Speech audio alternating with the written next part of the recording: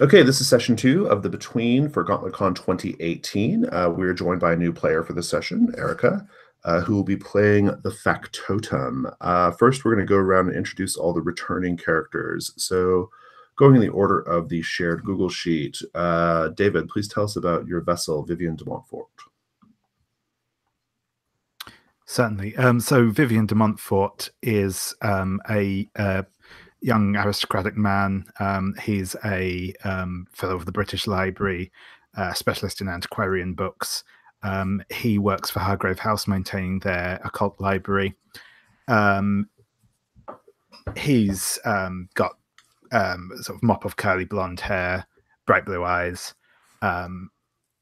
He dresses in fairly conservative suits, has a little pair of pince-nez glasses he wears around his neck most of the time when he's not actually reading. He is quite, some would say, incredibly repressed. He's very proper, very focused on decorum and appearing appropriate at all times. He has recently had a run-in with a vampire that's left him a bit distressed, shall we say. And he spent the last evening getting rather drunk in a pub in Whitechapel with an attendant from an opium den. Who kept trying to put the moves on him, but he missed completely all sides. Good. One point of order I should mention, Erica, is that in this game, it's a rule in the game that you're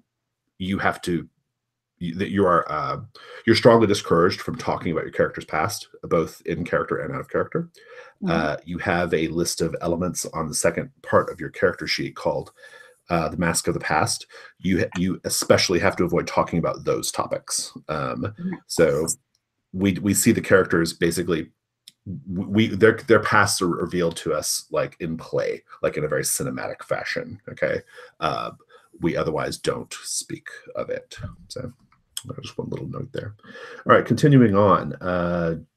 Lucian, please tell us about your undeniable Jack Sebastian. Jack Sebastian is an extraordinarily good-looking, charismatic, and wicked man.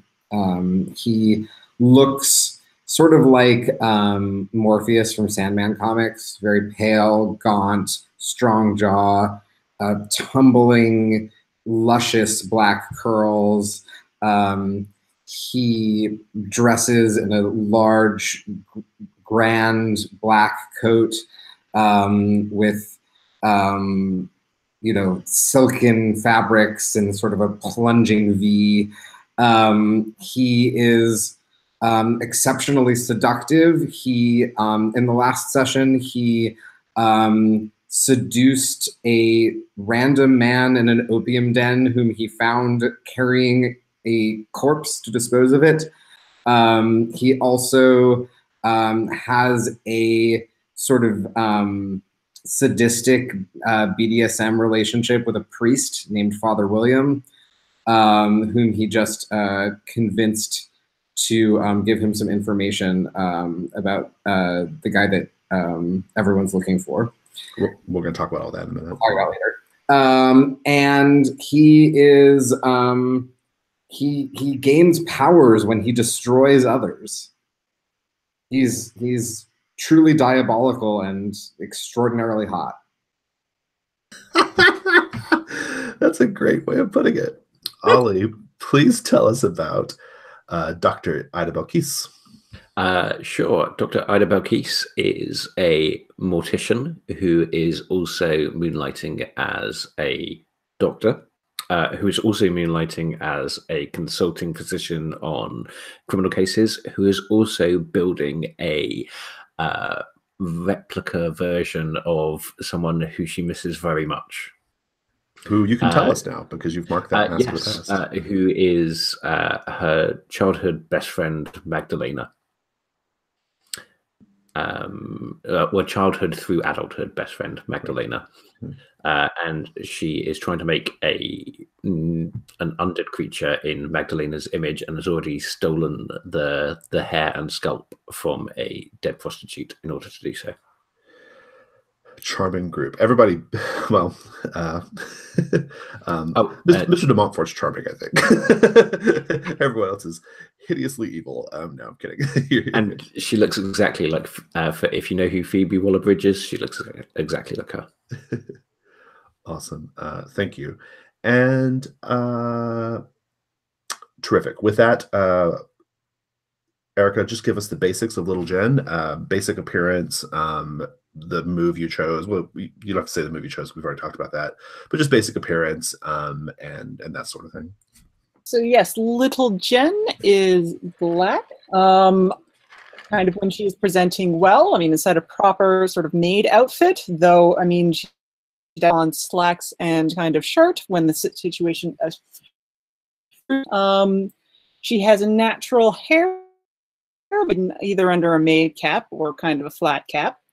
Her hands are calloused, kind of like she's a little bit no nonsense, kind of unassuming. Her employer is Jack Sebastian. I suspect she's a little bit exasperated a lot of the time. Yes, no, and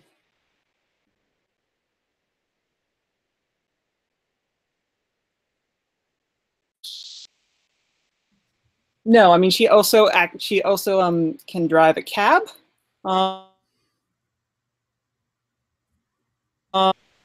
Yes, no, and the move that I picked was Ghost of Hargrave House, which just allows me to kind of like help with other moves. Awesome, terrific, thank you. And how old is Little Jen? Is she? Is the name because she's actually a child, or is she just diminutive?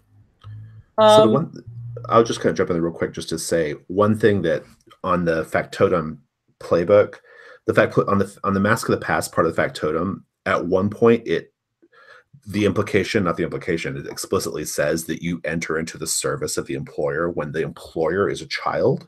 And so it implies that you may not look much older than the employer. You may or may not, but you definitely are. So that's just one thing. Keep in mind. That actually makes sense with my aristocratic class. Mm-hmm. Sorry, so go ahead. So yes, that either implies that I am fairly old, or kind of that I was effectively sort of raised as a sort of subservient sibling. Yeah. I mean, take a minute to look through the Mask of the Past, because all those little things happen in order when we see them in flashback, and so they kind of like. Okay. They indicate a sort of like professional, like you were at a professional height at some point, and then you were brought low, and then you entered into service, right? Okay, so yes, that just means time-wise that I would be kind of so no, so yes, I probably have slightly graying hair, but I'm still hale and hearty, and still sort of like doing my best to keep the house in. Awesome. And you are still just breaking up a little bit, Erica. So we might be kind of like half. We're getting most of it, but we're not getting all of it. So yeah. I think I got the gist of it though. Okay. Cool. So let's do the recaps. So if everybody wants to just hop into the recap document, we will recap what happened. We'll recap all the current threats. And so this is something you do at the beginning of every session of the Between.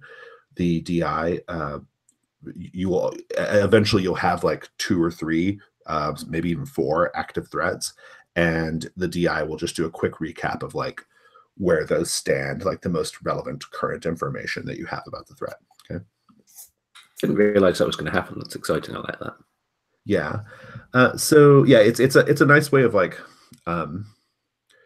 It's a sort of like GM tool, and also like it's just like a sort of like session efficiency tool, right? It's like, okay, here's where everything is. Now we play, right? So let's talk about. We've already covered conditions, so I'm not going to go over that again.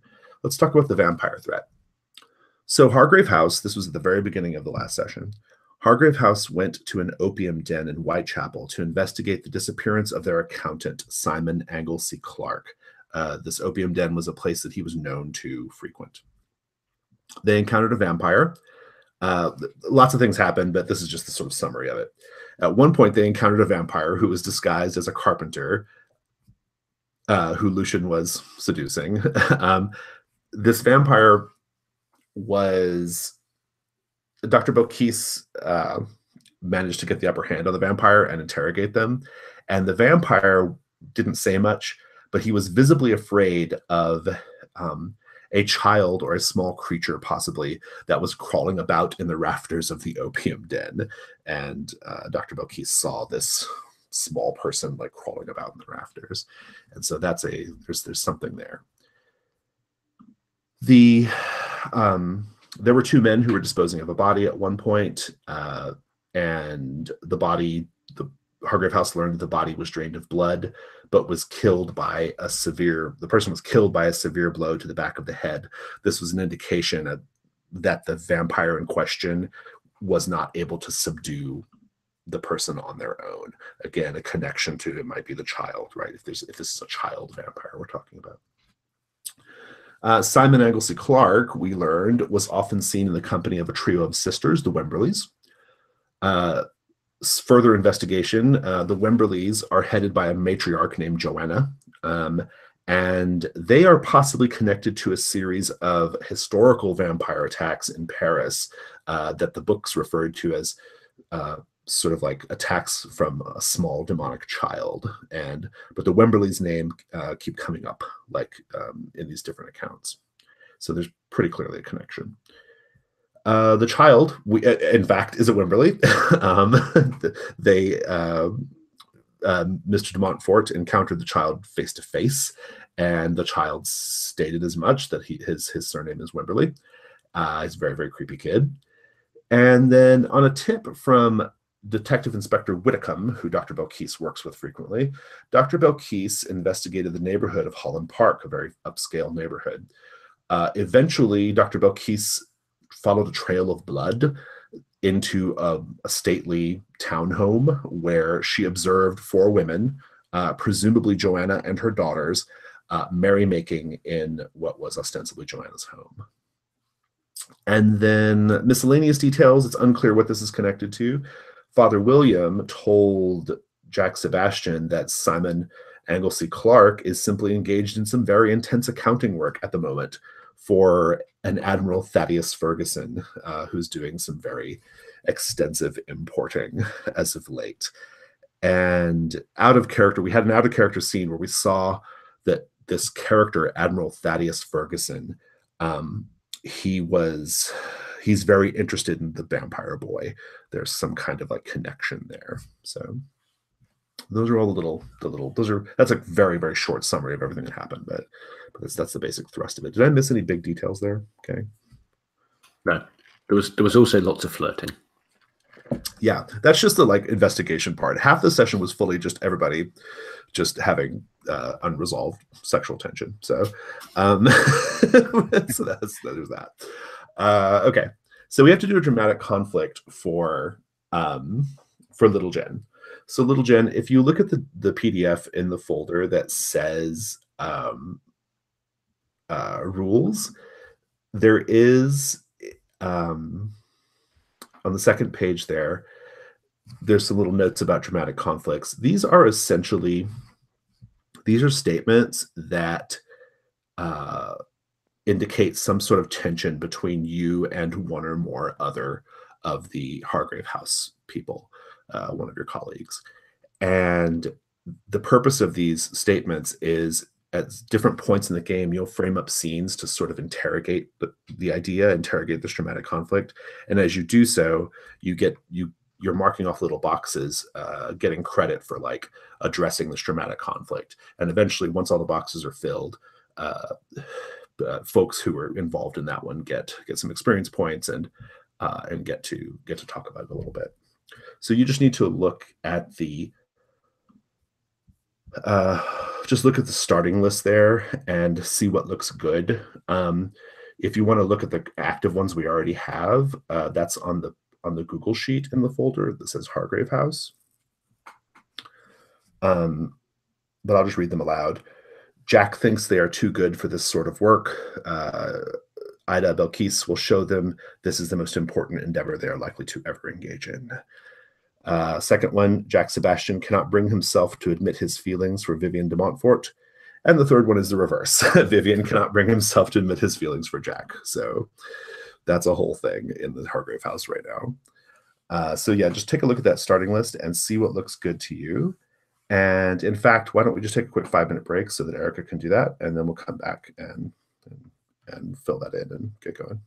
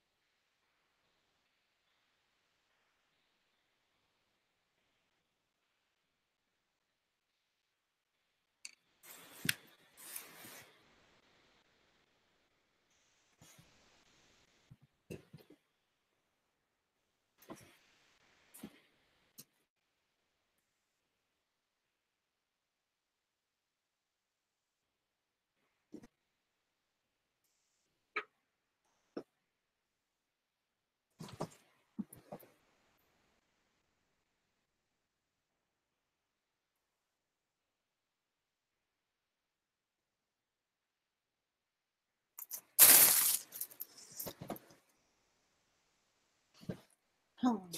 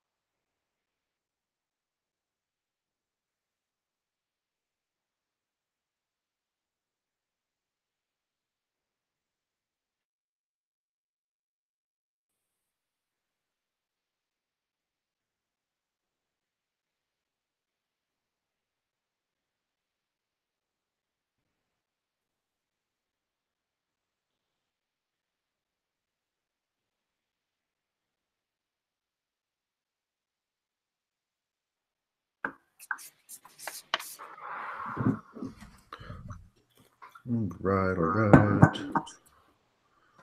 Looks like we are waiting on Lucian. Very good. Erica, are you there? Yes. Cool. So you have this active threat. There's all kinds of stuff related to it and different things to pull on. And it probably feels like there's a lot to do. But there's always a lot to do. There's more to do. We have a new active threat that we introduced at the beginning of the second session. And this is how you learn about it. The Daily Telegraph is carrying a story about a washerwoman named Clara Yarborough. I'll type that in the chat.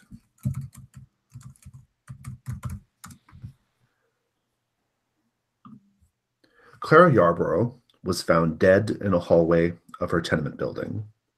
Her face had been carefully removed. People are already saying it's old Sally No-Face who did it. You know old Sally No-Face. Surely you have heard the children singing her song in the streets. Poor old Sally, trapped in a fire, her looks are gone without a trace. If you're lovely, with fate most dire, she'll come and take your lovely face. Who knows? But in any case, a woman who turns up dead with her face removed, carefully, surgically, is enough to get the town talking. I have an establishing question for this, just to kind of hook Hargrave House into it a little deeper.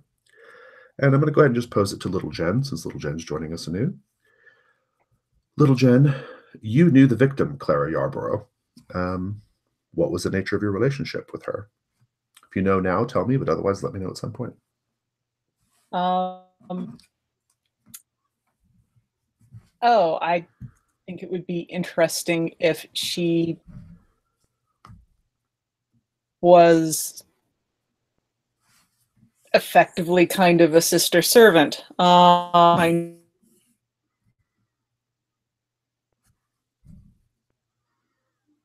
that is how I knew her. Yeah, we missed like all of that, Erica. We didn't hear any of it. No. I've been trying to just debug the wireless issue. Yeah. Yes, I heard like a sister servant. I heard that part. Well, yes. I mean, I think it would be interesting if presumably inside the past, into my current role, that she was also there.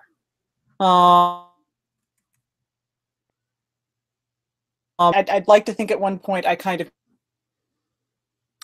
Yeah, Erica, we're just not getting it. Like we're not hearing it. It's. I'm getting like one word out of every 10 you're speaking right now. Okay. I don't, maybe like try to rejoin the call once and just see if that fixes it. But otherwise, Sure. it just may not be a good night for it. So Yeah, no worries.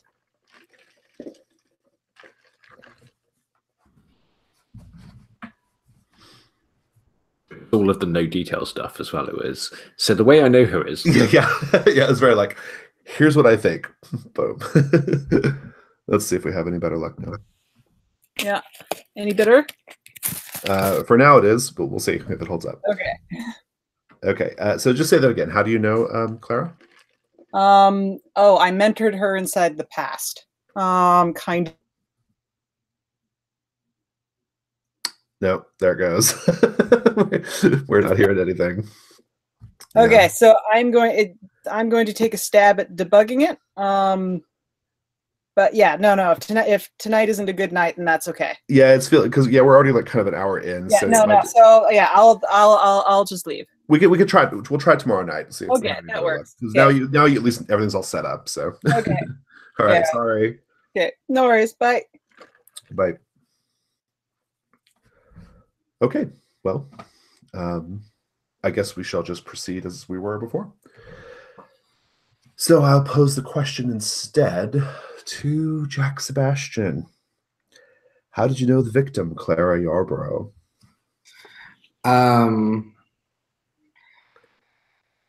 Clara Yarborough was at one time did you said she was a washerwoman? Yep, a washerwoman. She was at one time a washerwoman in my family's estate. And I caught her stealing some very fine silverware that she was washing. She sort of slipped it into her pocket. And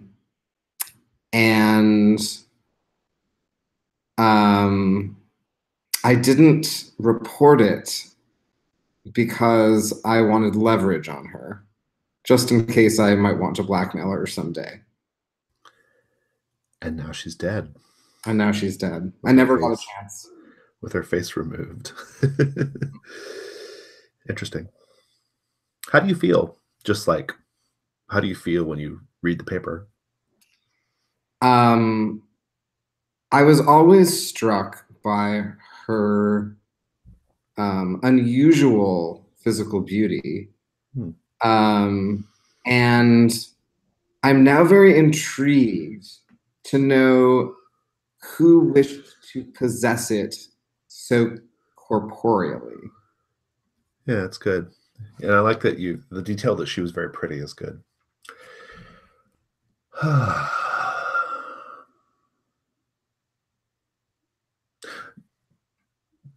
Dr. Belkis, from a medical standpoint, how do you feel about this? Surgically removed her face? Yeah, I'm kind of worried because it's the sort of thing that might have a finger pointing at me. It's a gruesome detail, right? It is, yeah. Well, let's be honest, I'm probably going to be doing something similar at some point, but I didn't do this, as far as I know, so I don't want to get blamed for it. So I'm a little cold sweaty when I was like, I was scalping someone yesterday. I should probably. But you were really scalping a body. Clara was alive before her face was removed. So true. Yes, but the police might connect one to the other. So yeah, no, I am intrigued from a medical point because it looks like the person who did it was possibly another doctor, another mortician, something like that. Yeah. Professional curiosity and also saving my own neck because otherwise this might get blamed on me. Yeah. And Mr. De Montfort, how did you feel when you read the story? Well, it's obviously a ghastly occurrence. I think it's from a folkloric point of view, it's quite interesting. But you know, obviously, a terrible thing to happen to a poor innocent young woman. Indeed. I think when you're saying that in character, there's far too long a pause. When you say, but of course, it's horrible. Dr. Bokis, go ahead and roll. Go ahead and roll night work.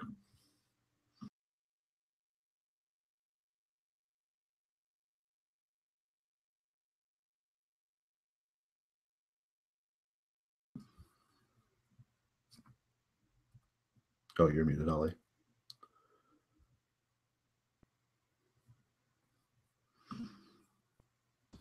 What do you add to night work again? I believe it's reason. Okay, it's a 6. I'm just going to frame up a scene, and you can Janus mask it whenever you want. Because I'm just thinking, given that night work is my police stuff, and I've just said how much this might come back at me. Yeah. At a certain point, D.I. Whitcomb corners you, I think at the morgue. Mm-hmm. He says, Dr. Belkis, I was wondering if perhaps we could have a quick conversation about a rather gruesome matter. My hands are literally elbow deep in someone's chest at the minute, and I pull them out and say, "Well, that's my day-to-day work, Detective Whitcomb. How can I help?" Well, it's just that, you know, we were having that conversation about that poor lass who was found in Holland Park recently. Beautiful girl, you remember, drained of blood. Drained of blood, yes, yeah. Well, I seem to recall us having this conversation, and you were, well, when we were looking at the body. I don't want you to take this the wrong way, but I do believe you were quite affectionately stroking the body's hair. Lovely hair that it was. Can't say I blame you, but she was, you know, dead. I simply admire her style.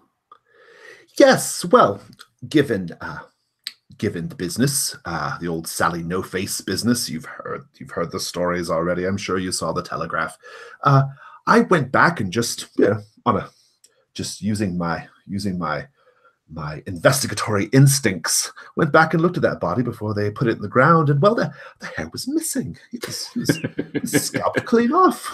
Now, you might understand why I would put 2 and 2 together here. Well, I'm not suggesting you scalped this body's of its hair, but it is a bit of a strange occurrence, don't you think? And Dr. Belkis reaches for a scalpel threateningly, and at which point we're going to Janus mask. Okay, good. All right, so none of that happened. Instead, you get a 7 to 9, which lets you choose, I believe, 1 from the list. No, you get 2 actually on 1. I get 2 from the list. It's the 2 that you can choose. You learn something about an ongoing threat, and you manage to get a body part for the child. I do. What body part do I get, though? Your choice. Okay. Yeah, don't choose face, David says in the chat. I don't think that's even a choice. I think it's just the head that you can get. Yeah.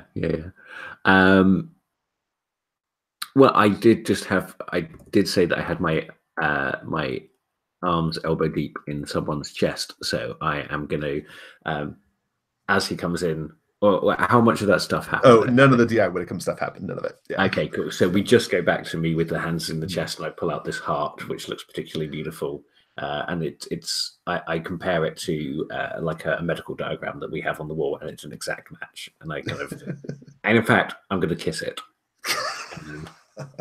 and then pop it into a refrigerated bag. Very good, very good. And the other choices, you get to ask a question about the vampire or the face taker threat at this point. Yeah, I am. I am going to ask if there is. Can it be anything? Anything how specific? Okay, cool. I just have to answer truthfully, but not necessarily completely. So, Okay, who at my medical school did I learn to remove body parts so surgically from? well, you don't need to know. I mean, that's just information you would know, right? If you want to know like something more, like you can load the question up a little bit more, right? Or if you want, or okay. So is there anyone in particular that I think that's better? This? That's kind of what I was getting at. Yeah. Yeah, that's better. Yes. You were one of 2 women at your who were involved in like surgical studies at the medical college you went to. All the rest were young men. And this woman, her name is, I shall grab a name real quickly. Jessica Fletcher. No, Jessica Fulton was her name. And it just, it kind of sticks out. It's like, oh, there aren't many women surgeons, right? And so you hearing the old Sally No Face, rumors, you think, oh, what if it was old Jessica Fulton? But that's weird, right? That's crazy. It could be a man that did it, right? It doesn't have to be a woman that was the killer, just because kids think it's old Sally No Face. Yeah. Although now I come to think of it, I did hear her humming that tune a couple of times while she was working on one of the cadavers. Oh, the memory is filling in details that I'm not vouching for. Good. Now let's go to the day phase. I'll remind you all of the goals of the day phase. You are all framing scenes, either to interrogate dramatic conflicts, to continue the investigation, to clear conditions, in which case you just frame with one person, you have an intimate moment, or to show your character in leisure. So whoever has an idea for a day phase, please say so.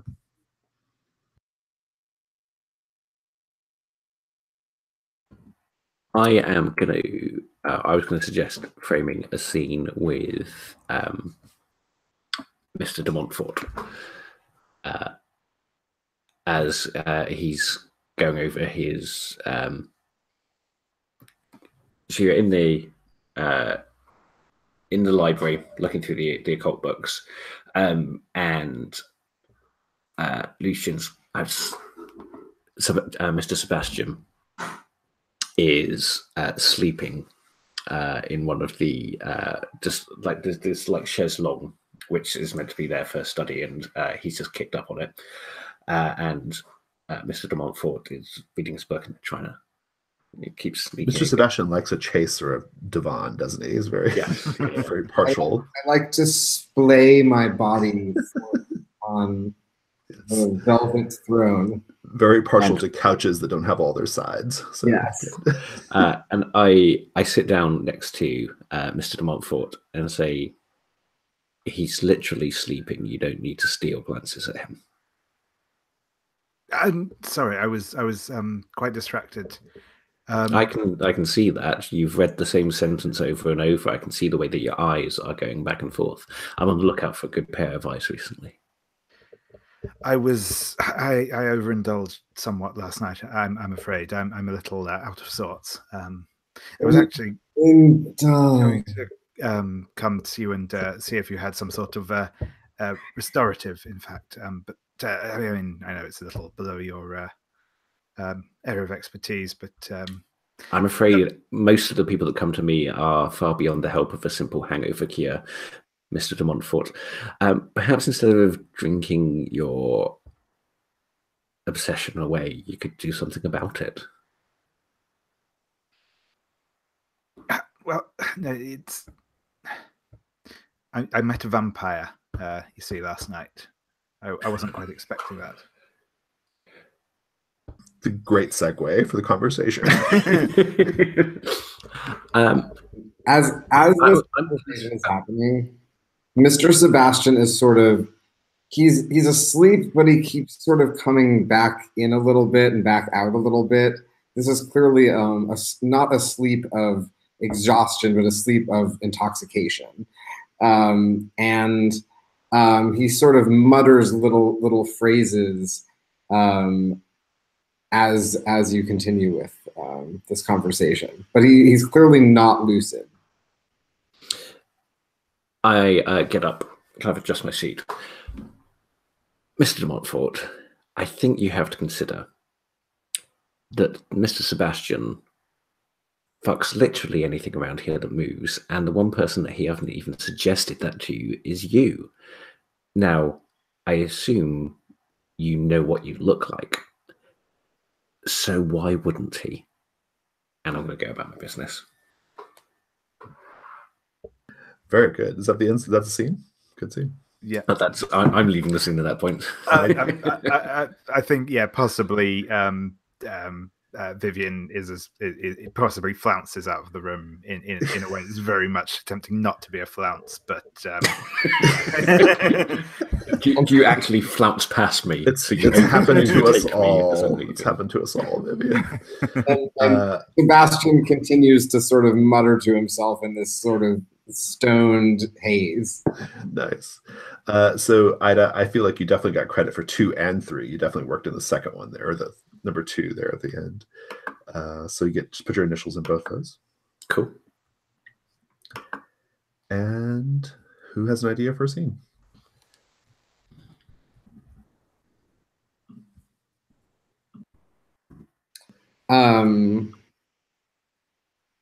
Is Sally the no face purely mythological, or is she a real person?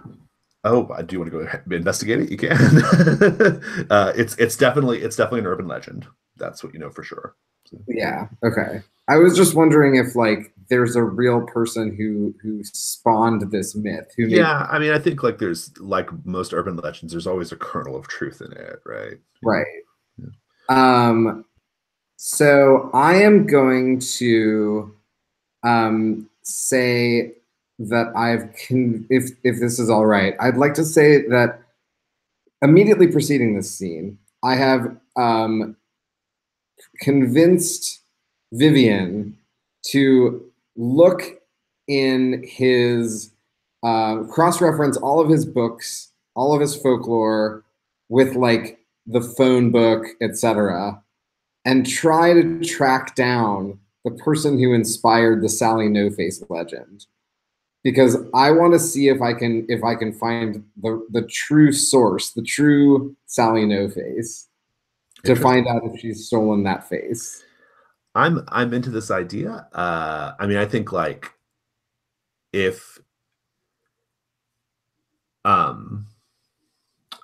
De Montfort, are you interested in like framing your scene up as an investigation to see if you can find what you can find out? Yeah, certainly.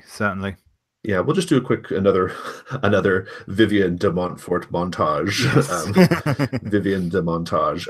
Just give me an information move with reason. Yeah, certainly. So that's a 7.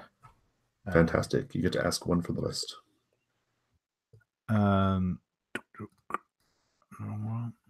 Nope, that wasn't the right one.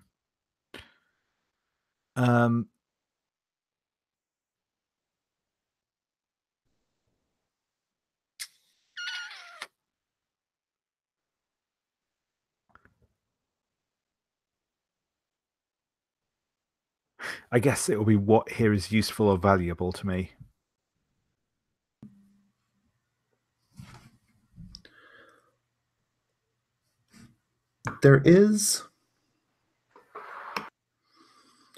Historically, there have been a number of flare-ups, old Sally No Face flare-ups, stretching back at least a couple generations. And the most recent flare-up involved old Sally No Face was a witch, and she was a witch who stole the faces of her of the mistresses of her clients' husbands, right? Like she helped her clients get revenge by weaving dark magics to steal faces. Complete nonsense, of course. But that woman, that witch, she is still around. She's actually she managed to squeak into a part of the law where she, we're advanced enough to where we don't burn them anymore. And but she was still nevertheless like sort of unjustly convicted of witchcraft, and her case has never been overturned because of rational modern reforms. She's slipped through the cracks as far as that goes, and so she's in prison. Yeah, she's in prison. Cool. And you can definitely go, suppose you could try to go talk to her if you hand that information up to I am exceptionally interested in going to visit the London prison. Indeed. I wonder if this would be like, I don't know much about like, what would the prison be in London? Anybody who's a Londoner here? Is there like just a, like... She probably would be, if she was like convicted of witchcraft or something like that, she'd probably be in Bedlam. Ah, good. Oh, Yeah, right. yeah. Yes, very good. Yeah, that's a great. Oof, boy, daytime Bedlam scene. That should be fun. So yeah, is that what you're doing, Mr. Sebastian? So I am. I have ridden my carriage to Bedlam.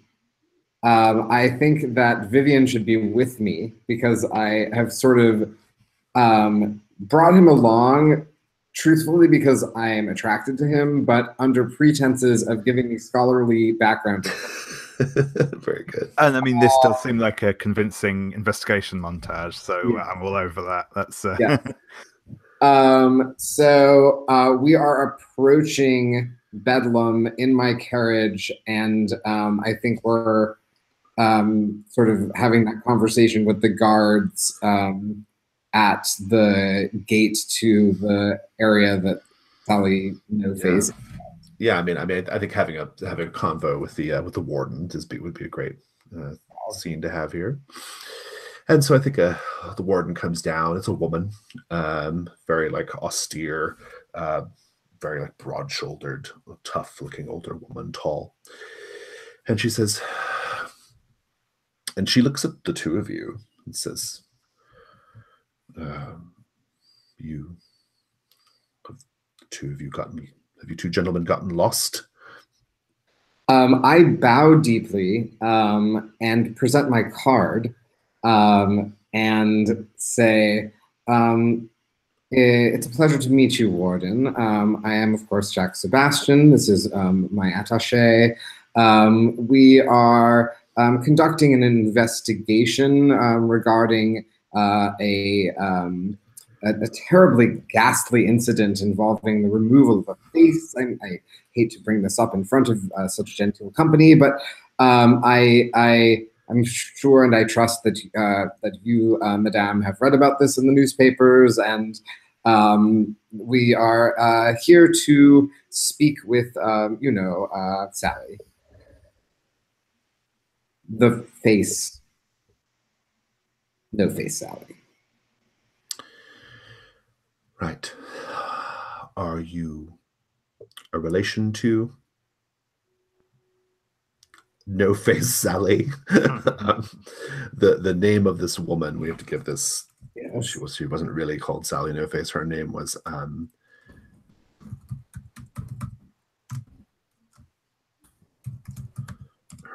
Imogen Clump. Great. Ms. Clump was and I just make something up. So I say, she was a employee of my cousin, but I say it in a way that is weirdly charismatic. Do you owe her back wages? She's got no use for them here. You know that, right? I know. I just simply wanted to ask some questions about some matters regarding my cousin and I just go on. Let's do a roll. We'll do the day phase move, which is not nearly as perilous as the night phase move. Yes. So let's look at the rules here. The bullshitting it rolls presence. Yeah, we'll see. Hold on one second. When you do something risky, name what you're afraid will happen if you fail. All right, and so we'll say presence. I'm afraid that if we fail, we will be turned away at the gate and will not be able to meet with Sally No Face. Fair enough. I can't say how it's worse, so because it's the day. Okay. So go ahead and roll plus reason. Okay. Reason or presence? Or presence, sorry. Okay, that's an 8. On a 7 to 9, the GM will tell you how your actions would leave you vulnerable, and you can choose to back down or go through with it. The way you'll be left vulnerable is word will trickle over to D.I. Whitcomb about someone talking about Sally No Face and going to talk to a witch who was previously accused of being Sally No Face. You're going to get the attention of D.I. Whitcomb. Not a great idea. I'm going to go through with it. All right. She says, all right. I mean, what do you hope to get out of her? I assure you, she hasn't been flying away at night through the iron bars on her broomstick or anything. I mean, she's been here for the last 20 years. Pardon me, but I am, of course, a man of reason. And she just throws her hands up, and she's a guard, we'll take you along. I'm going to cut back over to just I want to give Dr. Belkis another chance to frame Dayface if they want, just something that doesn't involve the two of them. If you have an idea. I am going to speak to Jessica Fulton. Oh, good. Where would I find her these days? Jessica Fulton has a home in the very Tony neighborhood of Shepherd's Bush, which is not too far from Holland Park, incidentally, just as a little point of order there. But she has a nice home there, and yeah, you can call on her. Okay, cool. Yeah. I'm just gonna turn up. It's the 1890s, so I can't text. Right. Actually 1861 is what we're doing. Sorry, 1861. My bad. I will turn up. I'm just gonna knock on the door. How did we part last? I think I don't know. You tell me. What do you think? I think badly. I think we were both going after the same guy, and I got there first. One of the other students at the college. You go up to go ring the bell, and you hear a voice, the voice of a boy behind you. It says, "I'm very, very sorry, madam, but I'm afraid Ms. Fulton is not home right now." I turn around and look at the boy. The boy is about 12, 13 years old, and he's very, very beautifully dressed. He has very smart short pants on, a jacket, like a blazer that's very well tailored, a tie, and he's wearing like a cap on his head, and he looks like a very fashionable young man. Okay. I'm exceptionally tall, so I'm going to kind of bend down to speak to him at his level. And where would Miss Fulton be? Well, questions. I have a question for you, madam. What is your name, and what is your business with Mrs. Fulton? I'm Sally No Face, and I'm here to collect hers. Oh, madam, you are trying to get my goat, but let me assure you, my goat is not easily got. So I ask the question again. What is your name, and why do you want to speak to Miss Fulton? My name is Ida Belkis, and I am an old friend of your employer, aunt. My employer. Very good. Yes, my employer. She's currently engaged in, well, let's just say, some very, very fantastic work, and she's quite busy, and she will not be able to help you today, Ms. Belkis, but I will certainly be happy to pass on this message to her. Pass her on this address as well. And I pass on the address of the bar that is opposite the opium house. That is the one that Ida goes to drink away her troubles. He takes it and says, he looks and says,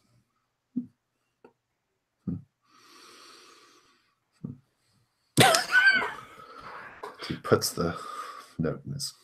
Well, I would be most distressed if my employer thought it wise to go to such a disreputable place, but I will pass along the message nonetheless. I assure you, sweetie, that your employer has been to far less reputable places than that back when I knew her. Good day, madam.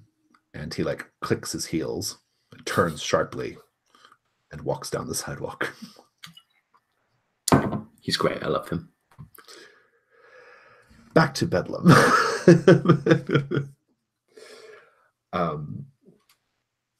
Yeah, so I have a question for you.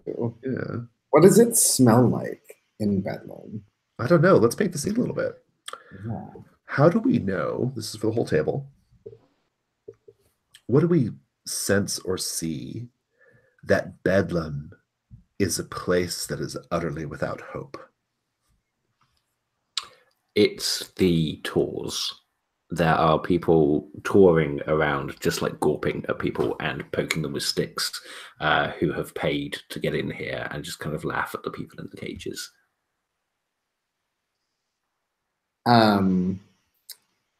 There are trays outside most of the cells that contain fully uneaten portions of food covered in maggots.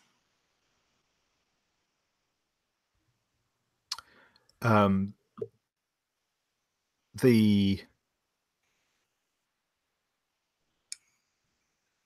that didn't make sense. I'll start again.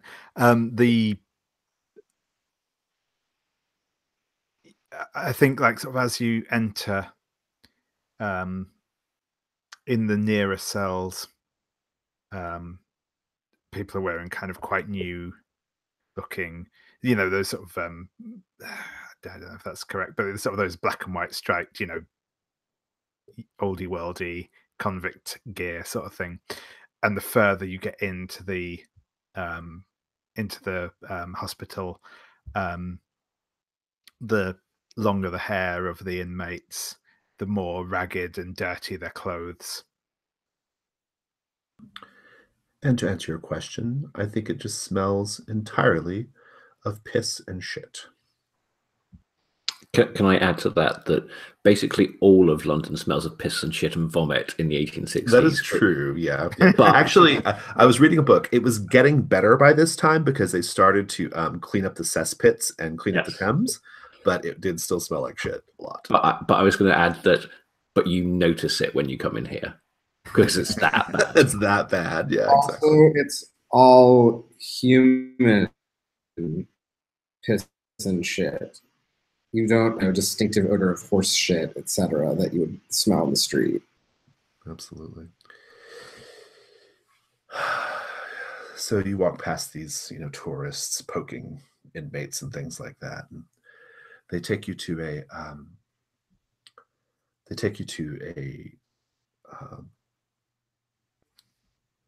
wooden door with bars on the top, so you can look inside, and an attendant, some whatever the equivalent of a correctional officer would be, like unlocks it, the jailer, I guess. And he says, "I'll be right out here." And I love the two of you posh, like carefully stepping into this cell. Is the jailer handsome? No. Handsome people don't do jobs like this. I'm going to whisper in his ear as he turns around.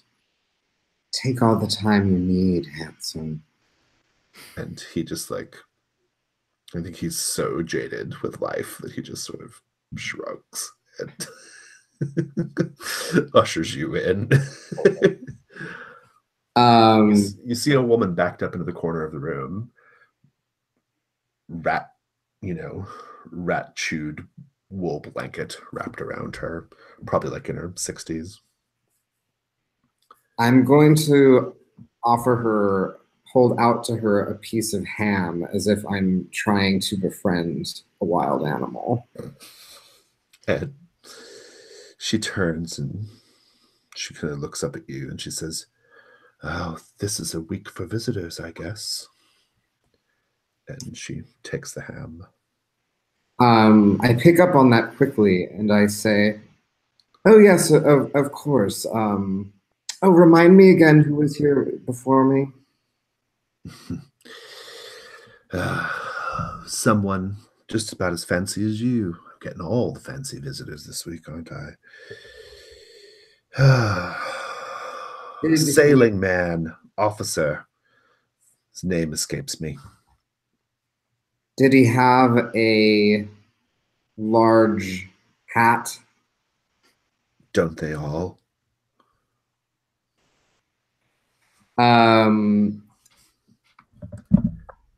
And what was it that, and then I actually say his name, as if we had been talking transparently about it. Admiral Thaddeus, yeah. And what was it that Ferguson. Admiral Thaddeus Ferguson wished to discuss with you, milady? Oh, that's it. Thaddeus Ferguson. Yes, yes. Well, he didn't have much to say at all. He just sort of stared at me for a bit. I tried to make conversation, but he didn't have much to say. No, he just sort of stared with his teeth set. It was like grinding them. Just, well, it was a bit unnerving, frankly. It was kind of boring straight into my heart, I felt like. No, I don't wish to see him ever again. Had you ever seen him before? No. The last time I got a visitor in this place is, well, I can't remember. It's been so long. And did his manner of staring at you strike you as beyond the natural world of men? Oh, there it is. There's the witch business. I was waiting for that. Oh, what we have was, you want somebody to wave my hands about you and clear up the pox or something, or scratch some ruins on your folio. I don't. What'll it be? What'll it be? Two young, good-looking men traipsing about Bedlam looking for witches. Is that it? She says to you, Mr. De Montfort.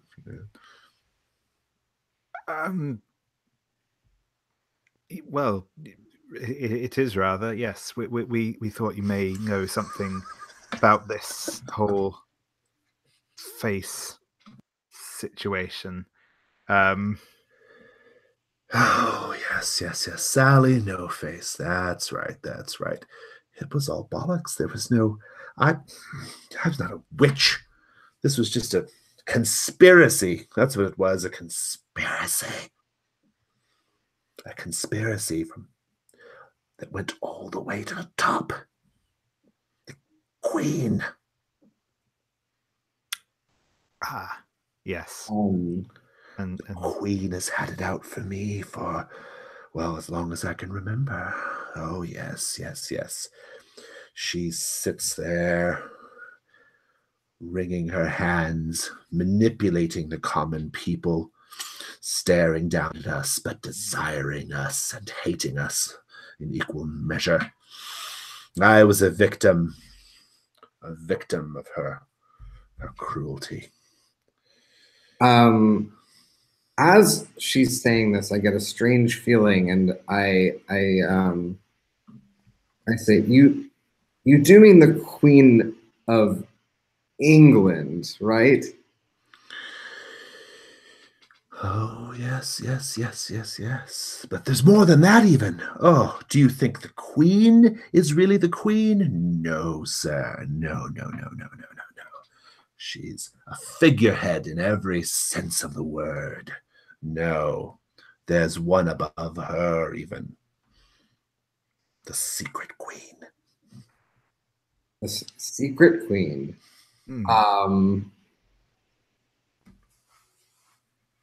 Is there something that I can roll to determine whether I think She's crazy. She's not know what she's talking about. Or that she has some secret information? There's nothing. She did give you something that Admiral Thaddeus coincidentally was interested in her. But if she wasn't crazy when she came in here, 20 years in Bedlam, she'd be fucking crazy. She'd be totally crazy at this point. Yeah, she's totally quackers. Okay, great. I am going to bow deeply. Thank her most courteously for her her information, and before I leave, I'm going to card and say, if Thaddeus Fergus come back this day, would be so great as to introduce me to him. You broke up just a little bit there, Lucian. Say that bit. What did you say to her again? I said, I hand her my card. Oh, yeah. Just as I'm exiting.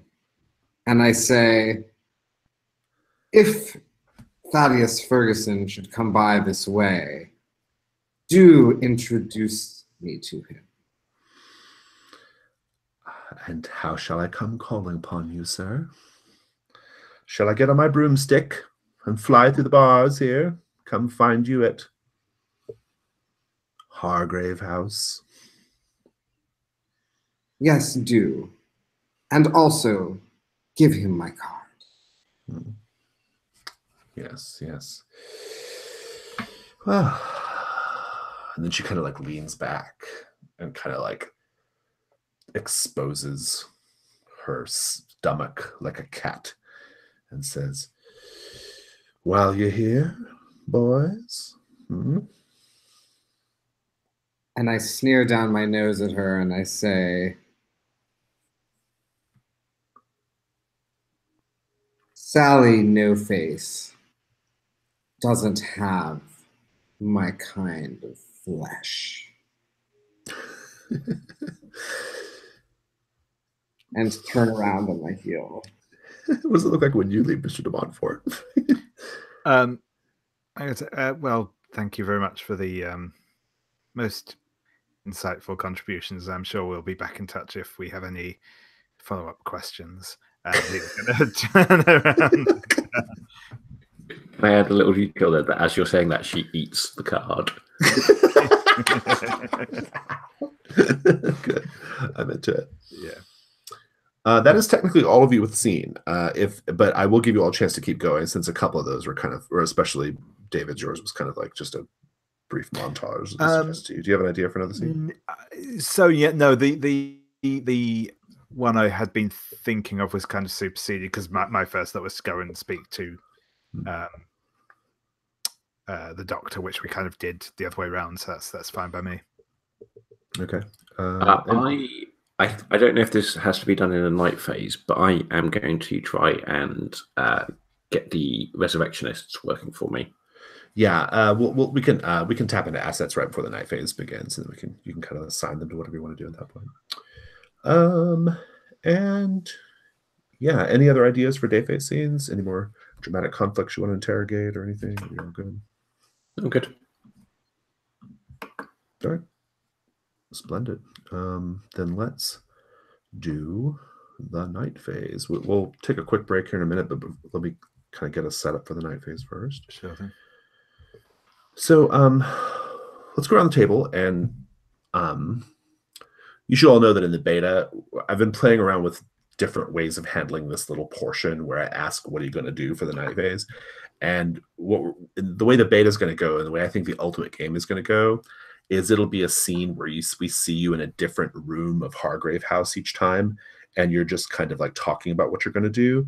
But I've tried it both ways. I've tried that and the way we're doing it, and the former has the problem of the scene never ends or gets anywhere, or no one makes any decisions, and the way we're doing it is efficient, but it has the problem of like it's just a little bit clinical, and so I'm gonna come up with something that kind of blends them for the final game. But for now, we're gonna just stick to the way we're doing it, and we'll go around the table. Everyone just say, what do you intend to do this night, and then And then if somebody wants to change after they've heard it all, they can do so. What do you think, Dr. Buckies? I am going to get in touch with Messrs. Chimes, Hearth, and Carol, and I want them to keep an eye on Jessica Fulton. Very good. That can be happening independent of like the scenes we frame with you. So, is there anything you want to do beyond that?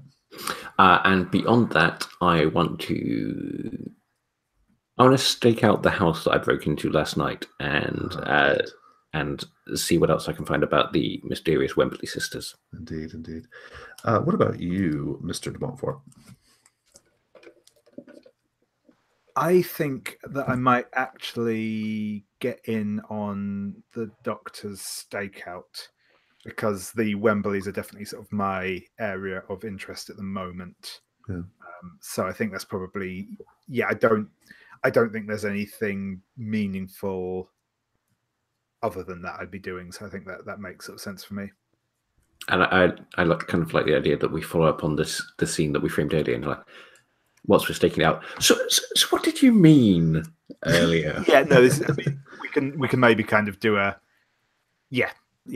sort of chat about that as part of establishing the scene. But yeah. What about you, Mr. Sebastian? Jack Sebastian is going to go to the officers' fraternal lodge, which is like a sort of Freemasonic society of high-ranking naval officers, to see if he can find Thaddeus Ferguson. Okay, I like that. Yeah, that's good. All right, that's good. Any revisions? Are we all good? In that case, let's take a look at the Overseens. And you want to pop the Overseens document up. And since we have a sort of like prison theme going on here, why don't we do...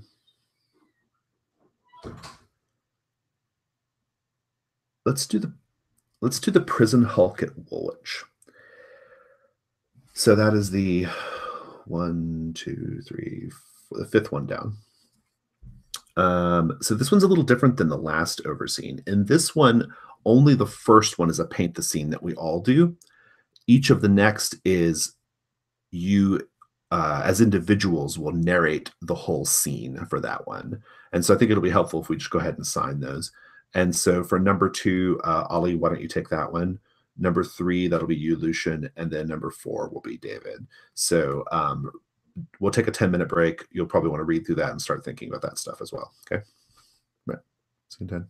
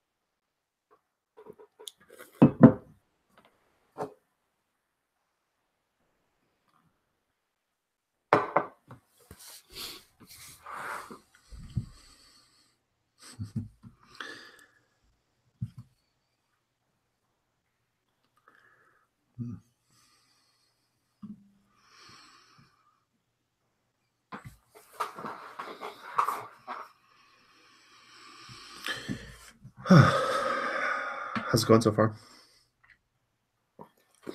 What session? Yeah. Oh, real good. Yeah. Really, really good. Yeah, enjoying it. Yeah, I was like, I almost lost it when, like, Imogen Klump is talking about, oh, witches, witches, witches, and then you were like, well, yeah, actually, that's that's kind of what we're here for. That was so amazing. Yeah, very well timed. It was good. The bit for me is, for that, which I didn't quite get across in the roleplay, was that the point when she was seeming really rational at the beginning. It's like, oh yeah, that's really interesting, and the second she got into it's the queen. I was like, oh, it's the secret queen. I love the queen. Good. It's magic may be real, but I can still spot the conspiracy theorist at. Indeed. So the resurrectionists, you said, so I've marked our resources for Hargrave House so that's what it costs to press them in service for the night. You're going to have them keep an eye on Ms. Fulton's house, correct? Not just keep an eye on her house, because there's 3 of them. So one of them can keep an eye on her house, one of them can follow the child around, and one of them can keep an eye on any eyes, because I am in need of eyes. Indeed. And they will come back with a body part as well, right? Yeah. And so I have outlined Magdalena's very piercing blue eyes to them. Very good. If they come upon such a body, they will retrieve them. All right. Overseen. The prison hulket. Is that Woolwich? Woolwich, yeah. The prison hulk at Woolwich.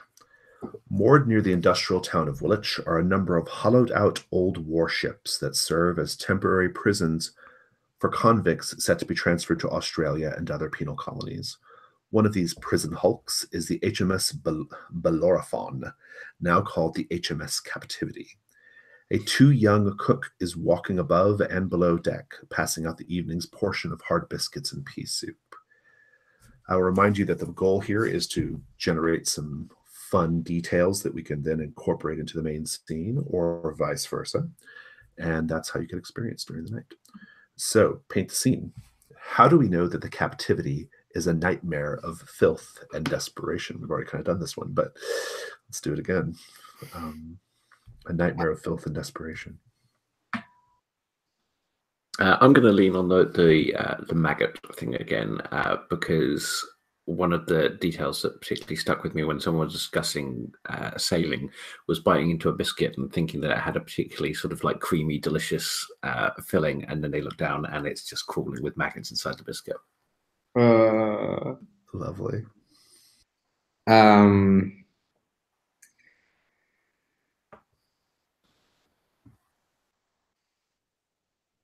I'm gonna say that all of the wooden boards are both sort of eaten with termites and also have like weird old like bodily fluid stains on them.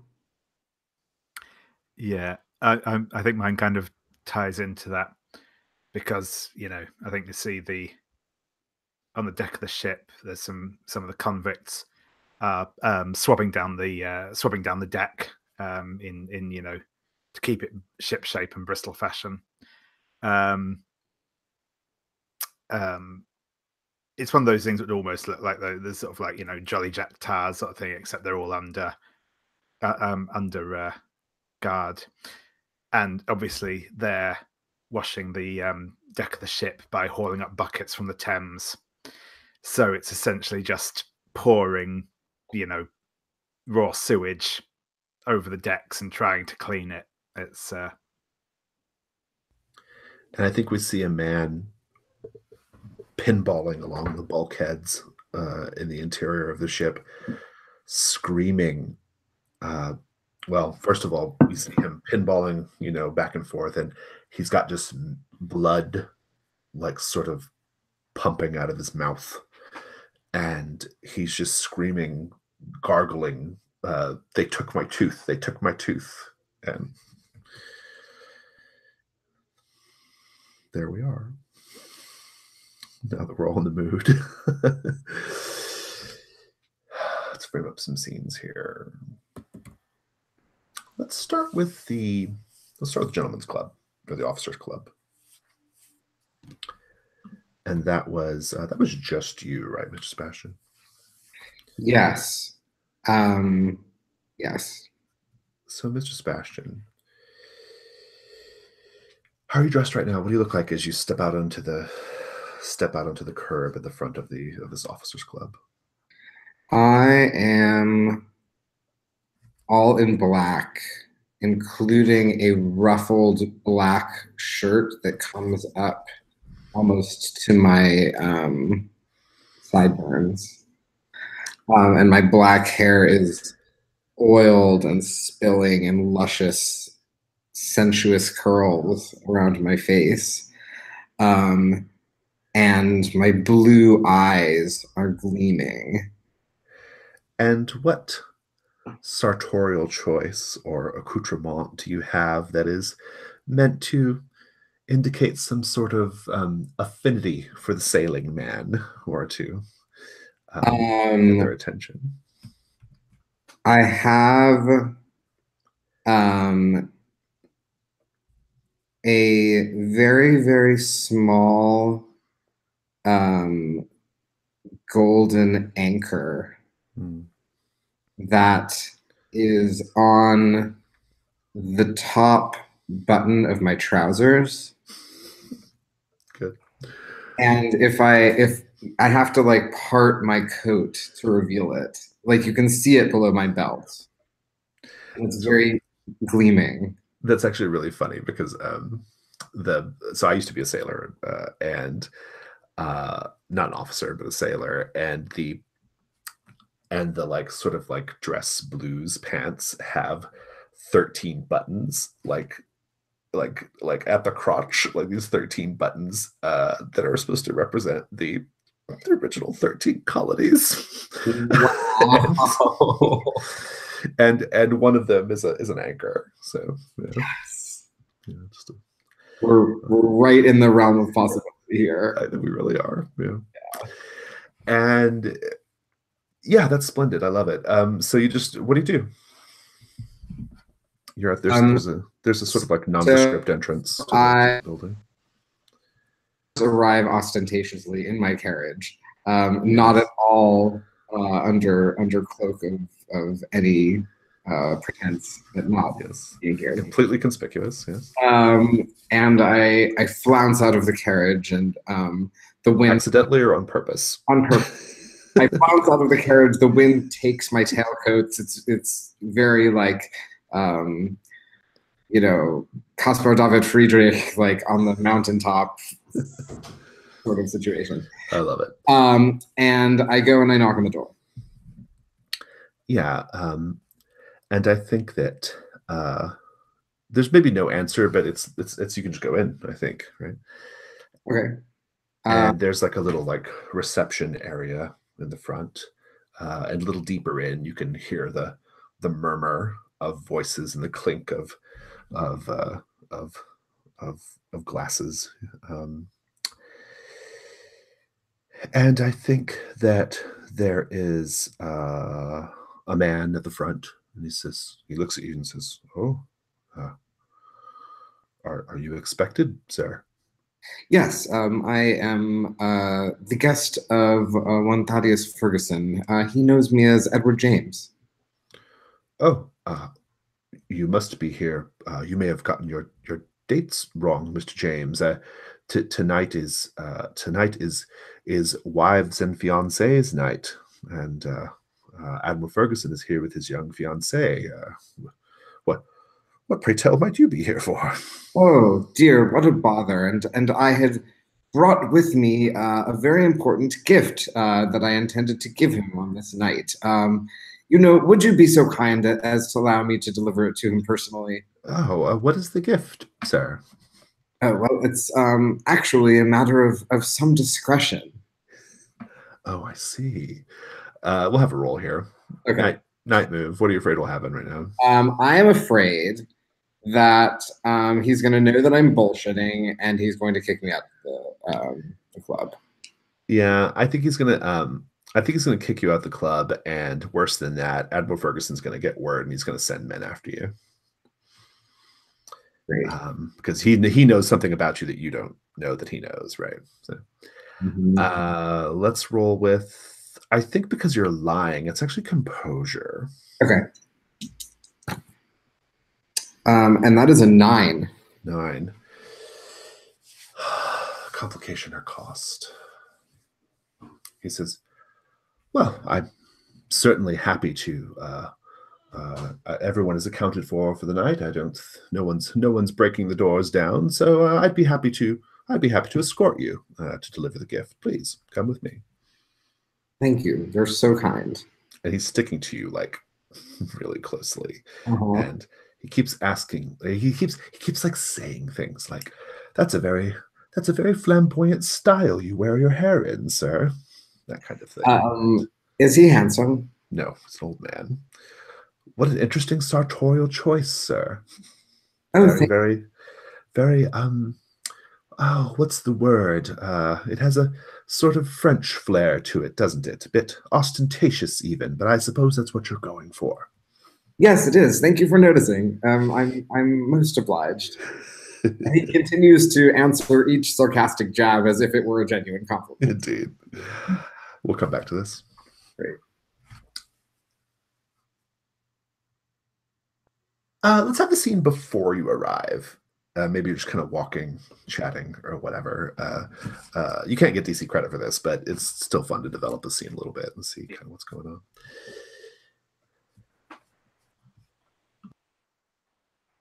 So I think you guys are going to be at Holland Park, and the scene is you're in Holland Park. There are, it's just like that one night, like where there are like families walking about, like kids running around, bags of hot, chestnuts or whatever, that kind of thing. Oh, important question. Is Dr. Balkis wearing a dress? Oh, that's a good question. Dr. Balkis never wears a dress. That's fair. Yes. Yep. I wasn't sure if the iconoclastic Dr. Balkis. I wasn't sure if that was our cover here, but yeah. Oh, like are you a young couple or something? Oh, okay. Unless you suggested that, and I will be very uncomfortably wearing a dress. It's probably far too close to duplicity for Vivian to acknowledge it. So no, it's probably I'd be in the suit. I think the suit's fun. Yeah. No, that's cool. I think maybe you suggested it. I just did this.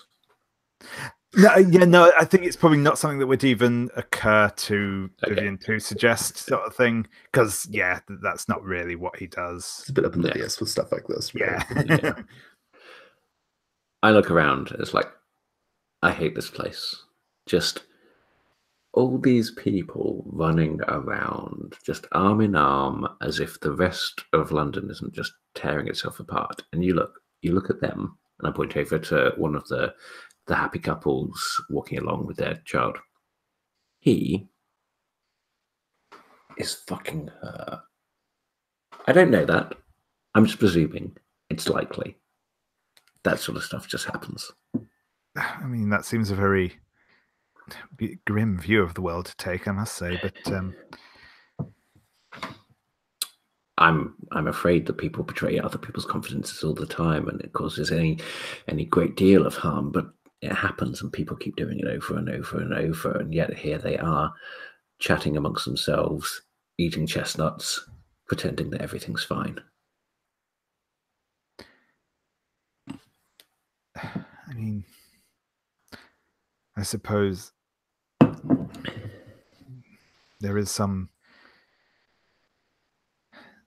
I'd like to think that we were better than this, but there is so much darkness out there that maybe you have the right of it. I think you're dressing it up too much, even. It's not even darkness, it's just humanity. And we walk past the people that I said were fucking earlier. and it's like the distracted boyfriend meme, basically, as we go past. It's like, I told you. Anyway, here we are. There, in that window, is darkness, proper darkness. We can't fight, and neither should we. All of this is just people.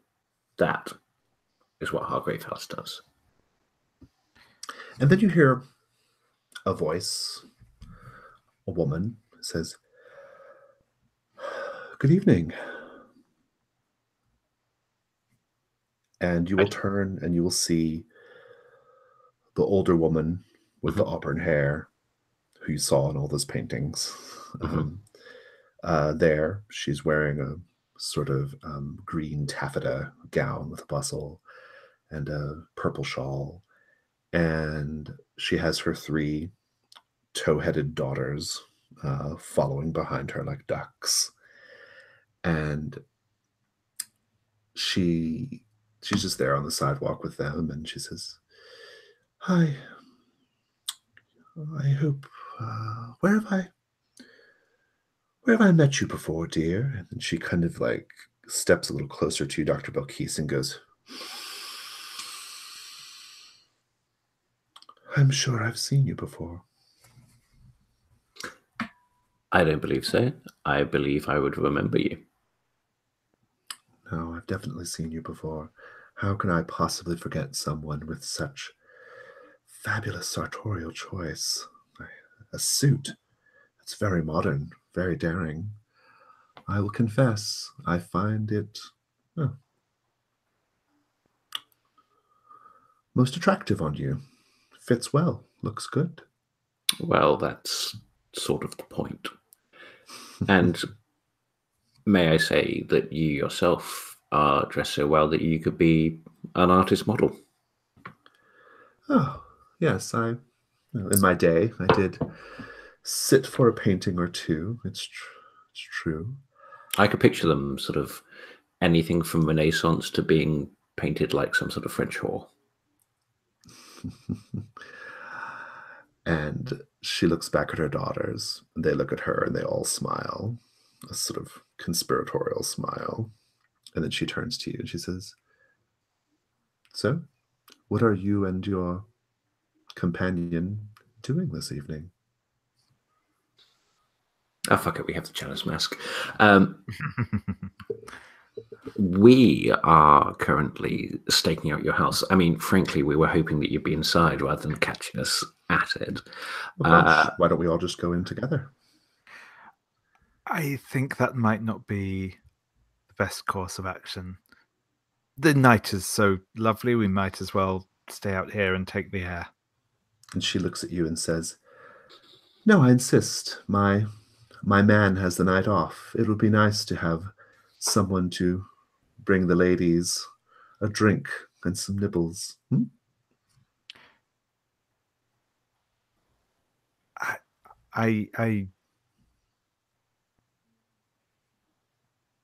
Oh, come on now. I insist. You, but I think it rather better we promenade here where. No. I absolutely insist. I have so many interesting stories to tell you. I've traveled to so many places, and you both look like you're engaged in very, very interesting work. I think we could all be terrific company for each other tonight. My name is Joanna Wemberley. Yes, it is. And you are? A doctor, by the smell of you? Indeed, Dr. Ida Belkis. A woman doctor. You just get more and more interesting by the moment, Dr. Belkis. I do my best. Please, come in. And yes, I am Vivian De Montfort. Pleasure to meet you, of course. Yes. Come, Dr. Belkis. And she takes her arm, Dr. Belkis, and the other 3 sort of just like flank you, Vivian, and sort of by way of inertia, or not inertia, like they just sort of push you along, right? Block your way, so you have to walk forward. Let's go for it. We'll come back. Let's go to the Overseen. All right, so now this one belongs to you, Ollie. Are you ready? Okay. Yeah, sure. Narrate a scene in which we see the convicts at leisure. How do they entertain themselves? How do they maintain their connection to God and society, if at all? Okay, so we have that young cook who was going through the ship, handing out his soup and biscuits early. He's got this kind of like big pot of soup, and there are a bunch of the prisoners playing football on the deck. They've just kind of a couple of them have taken off their shirts and have placed them down as goals. There's no particular rules. They're just having a kick about. And towards the other end of the ship, there is a group of men who are standing very still, just kind of waiting. And a priest is making his way up the gangplank to the ship. And he's a very young, very worried-looking priest. Clearly, he's been given this job because he's like the newest intake at the... there's a word for preschool, but I forget it. Seminary. Thank you very much. And he's making his way across, and he's kind of keeping his head down. He's not really paying attention to where he's going. And the football game and the priest and the soup all end up in the same place at once. And the soup ends up, one of the football players bashes into the cook, who then spills his soup all over the priest. And a bunch of the players laugh, and the priest kind of looks up, and the guy who actually bashed into his like, fuck off, you silly twat. And they just carry on their game. And then later on that night, the guys who are waiting just very quietly over at the corner, waiting for the priest to come, he comes over to them, and they start praying, sort of very earnestly pray. And then later at night, when the guy who bashed into the cook, who bashed into the priest, is in his cell, the door to his cell opens, and the Christian gang come in and just beat the merry shit out of him. Praise the Lord. Very good. Mr. Sebastian, this quite patronizing, uppity, older man who works at the club just keeps needling you, right? He says, what a fantastically tall heel on your shoe. You don't see a heel like that these days, do you? Not a man. Very interesting. But yes, I suppose it helps to get a good view of things, right? As he continues to needle me, at one moment, I whir around and I stare deeply into his face. And I move my lips strangely close to his touch. Oh, say that last bit again. Okay. Are you insinuating something, sir? Like, and my breath goes into his mouth as I say this. And I think he just kind of like Admiral Ferguson and his fiancée, Miss Miller, is right over there. Thank you. And Mr. Sebastian slowly turns with the elegance of a wild animal. He paces up to Thaddeus Ferguson. And actually, he points you to a particular table, but it's actually just this Ms. Miller, his fiancée, who is much younger than him. She's probably half his age. And she's wearing a sort of like, that sort of like, that dress that younger women in all the Sense and Sensibility type shows wear, where it's like tied really tight up here, and it's just straight, and two curl things coming down the side of her head, right? Uh-huh. She's there, and she's got long gloves on, and she's just looking like a little awkward, right? Like not really, she's sitting at this like enormous, round, dark wood table. Do you have any details you want to add here to the scene, or just in terms of the club or anything? I think that there are sort of mildly occult symbols, sort of at various places where there are with Freemasons. So you see sort of like an anchor, but it looks like it's doing something mystical with like a star. That's sort of like, an astrolabe looking strangely religious, that sort of stuff. Sort of decorating everywhere, and it's clear that this is the sort of place where on a different evening they might bring in a medium and do like spiritism with those spinning tables kind of situation. Well, that's your whole thing, right? So that might be fun. Well, so you see this young woman just sitting at this enormous table, this round, dark table by herself, and she has just like her little glass of, her little cordial she's tenderly sipping from, right? And she sees you, and she's like, "Oh, hello. You're, are you a member of the club?" I heard a strange rumor about your fiance. It seems that he has been talking to witches in Bedlam. Oh my goodness. Well, I wouldn't know anything about what Admiral Ferguson gets up to. I actually, I actually haven't known him very long. But that sounds very exciting, actually. And how did you meet your betrothed? Oh gosh. Well, my my mother made the match, and we courted for a number of weeks, and now I am here. I am to be married to be Mrs. Admiral Thaddeus Ferguson.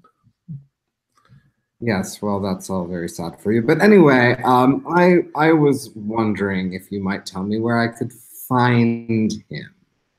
Oh, I don't quite know. He said he was going to go take care of something, some business, just man officer business, and he told me to just wait here. Well, may I ask you, sir?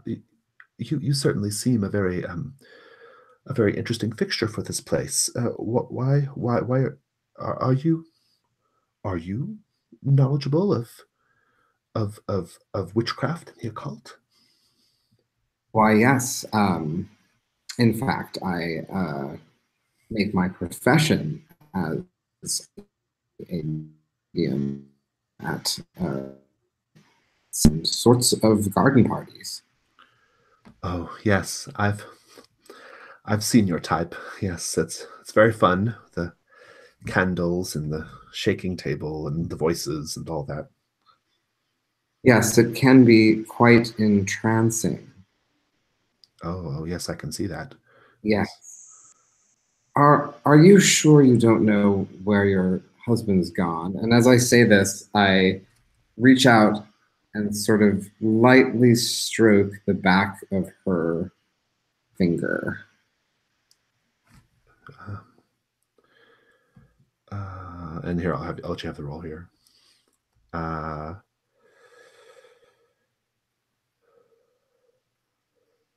Night move. What are you afraid will happen? I'm afraid that she is going to slap me and scream, and I'm going to be beaten up by a bunch of sailor Freemasons. I think it's worse than that. They will beat you. It'll be very, very severe beating to the point of near death. So roll plus presence. It's a 9. 9. Just well, he Yes. He's well. He went to one of those back rooms back there with another one of the wives, and then she begins crying at this point. I take her hand and I kiss it a little too long, and I look into her eyes and I say, "You did a very good thing." And then she kind of like, and this is the complication, she kind of leans in and she says, "I'm so very scared of him. Please, you have to get me out of here."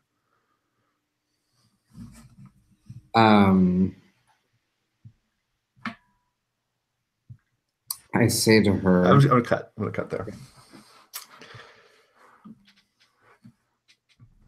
Well, we already know what Joanna Wembley's grand foyer looks like.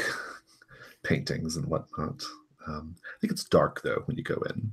There's maybe just a couple of candles lit, so it has a overall sort of blue, gray, dark appearance, right? Punctuated here and there by orange light.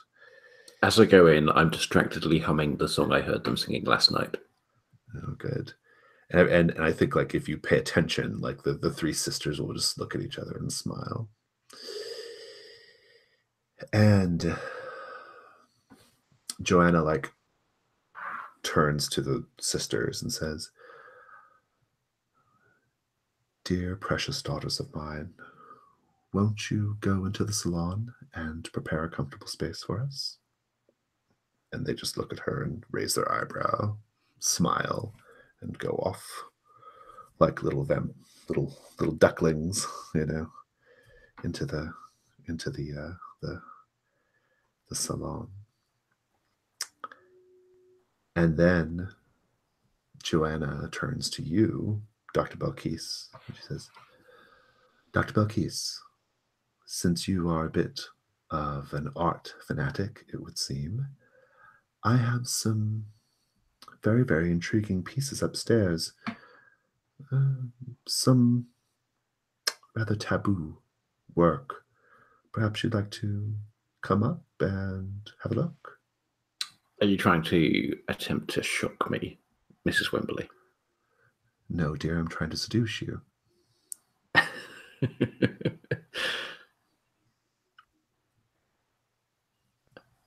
Is she genuinely trying to seduce me? I think so. I think I want you to do night move with composure. Yeah. What are you afraid of right now? I am afraid that she is genuinely trying to seduce me, but that seduction is going to end up with her draining my blood and dumping me in the alley. I think it's worse than that. The seduction will be permanent, intractable, forever. Mm-hmm. And I think because you have chilled to the bone, I'm going to make you roll a disadvantage as well. Okay. So that's 3 dice and keep the 2 worst, yeah? It is indeed, yeah. Cool. Hang on, sorry. My warfare party has died.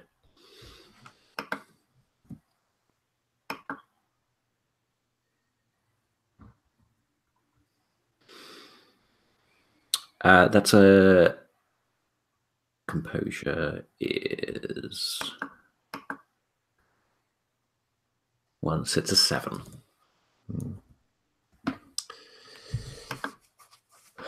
You'll keep your cool.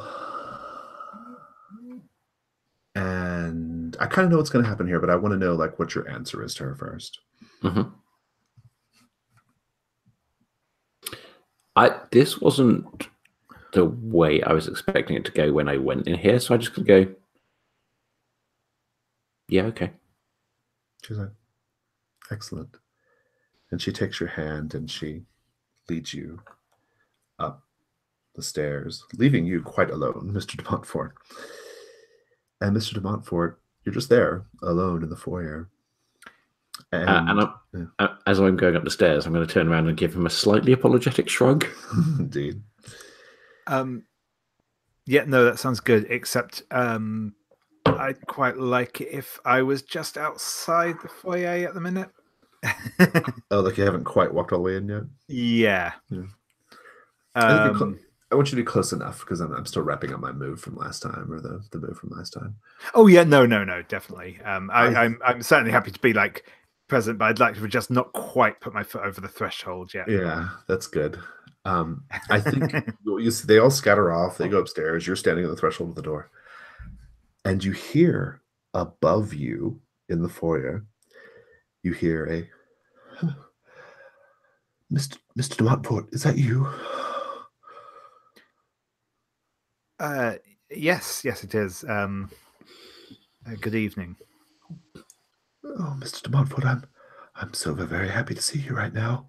And it's above you, like in the air. What do you do? Yeah, I'll look up. It's you see Simon Anglesey Clark floating in the air, splayed out, like he just floating as if he were a light fixture. And he just looks terrified. And he says, "That's a rather awkward position I find myself in right now, Mr. De Montfort. I certainly didn't think that we would be meeting each other again under these circumstances, but I'm very frightened, you see." And how are you feeling when you see this? Not great, because obviously, he seems a nice chap, and there's nothing more I'd like than to help him out with his predicament. But at the same time, I already kind of know what the plan here is. So yeah. Would you say you are shocked? Yes. I'm going to give you the shock condition. That's fair. And what do you do?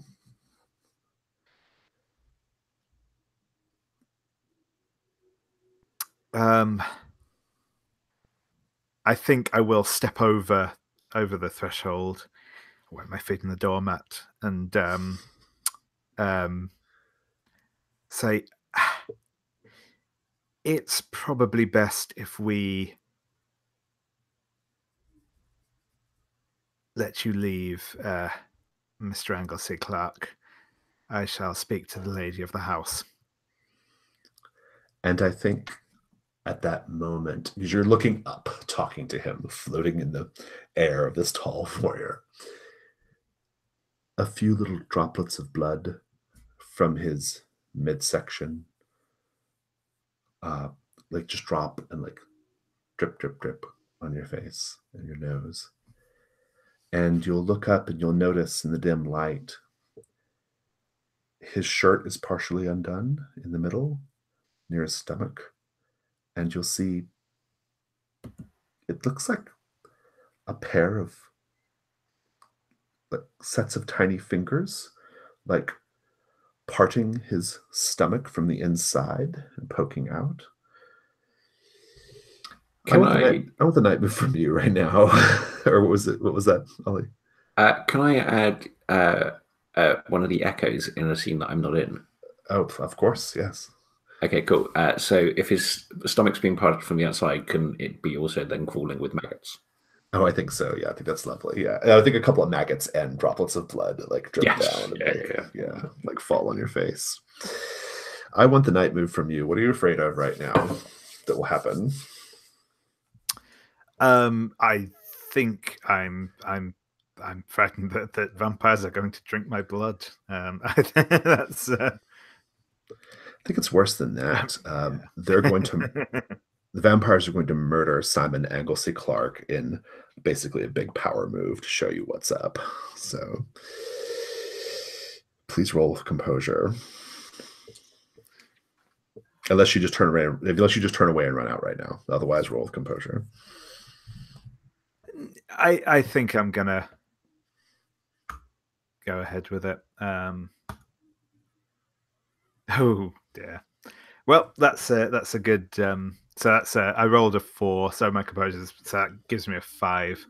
Indeed. I am going to mark Janus Mask finally for that. Oh, you don't want to see what happens first? Oh no, sorry. I will see what happens first, but yeah.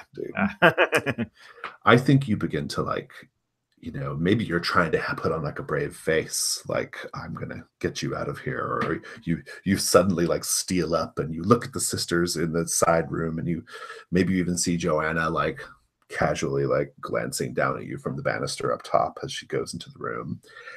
And at that point, there's just a ripping sound as 2 little arms from inside of Simon's body tears open his stomach.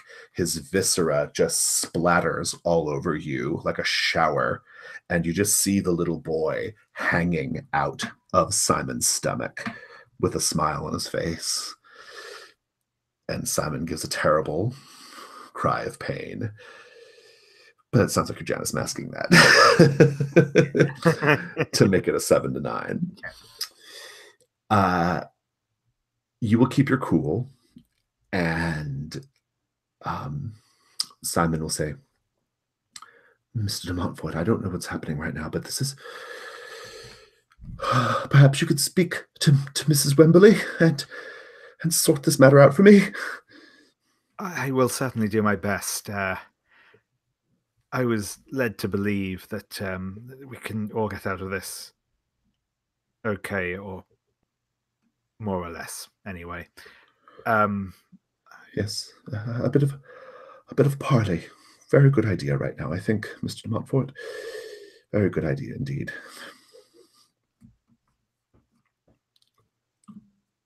Let's go to the Overseen. This is your resolution. I'm going Oh, hold on, Lucian, you're roboting. Convict. You're breaking up just a little bit. Hold on. Okay. Say that again. Okay, so I'm going to read the description. Yeah, you sound good now. All right. Okay. Narrate a scene in which we see a convict being punished by a ship's officer. What did the convict do? How is the punishment being carried out? The convict was caught having sexual relations with the cook, who is both male and off limits because he's a little young. It's not like really young, but he's like a little young for that. And so he is being punished with very severe whipping, where he is just being like incredibly intensely whipped by the ship's captain with blood just running down his back. Indeed. And so this Miss Miller, she says to you quite desperately, get me out of here, please, please. I'm so frightened of him. What do you say? I say, of course, my dear. Now, if you would be so kind as to stand guard for me outside of the door, and come let me know if anyone should be coming my way. Yes, of course. What do you intend to do to him? Oh, never fear. And I just kind of pat her hand. And then I get up and I go towards the door. Does anybody stop me? People are just kind of like milling around. A few people have been looking at you because you're so ostentatious looking, but for the most part, like, I think, people are trying to be like kind of mind their own business here, right? Ms. Miller hasn't cried for help, so it must be okay, right? So I waltz in that door like I belong here. Yeah. This back room is like honestly, it looks like a room for the purpose. I mean, there's like a small bed and a little table with, a couple of glasses on it. And the only person in the room is, and I think you're the only person who can see this right now, Ms. Miller's still outside. The only person in the room is a woman, presumably somebody's wife, here at the club, who's laying on the bed.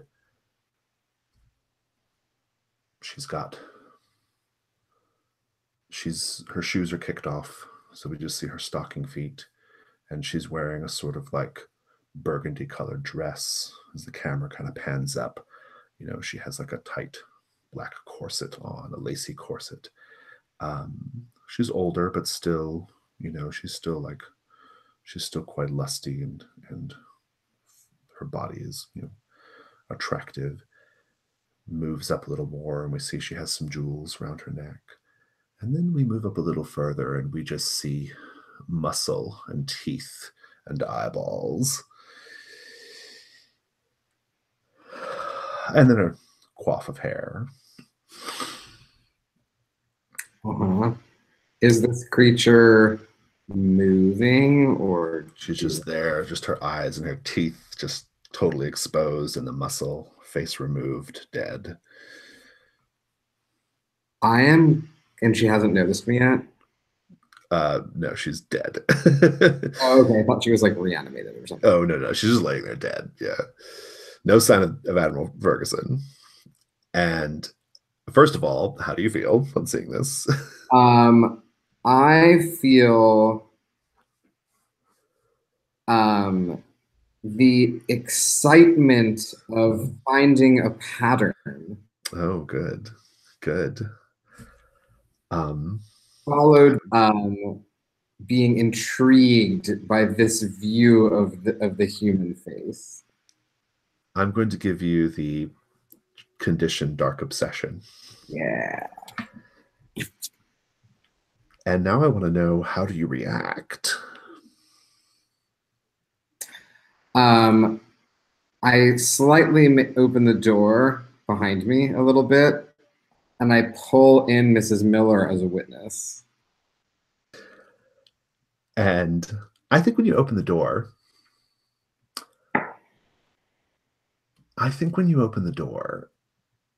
you actually are reaching for Ms. Miller, and you see a couple of men, a couple of officers who've kind of gotten her attention, and she has taken just like 2 steps forward to sort of like chat with them or like reassure them that I'm fine. She's not quite in arm's reach at this precise moment. What do you do then?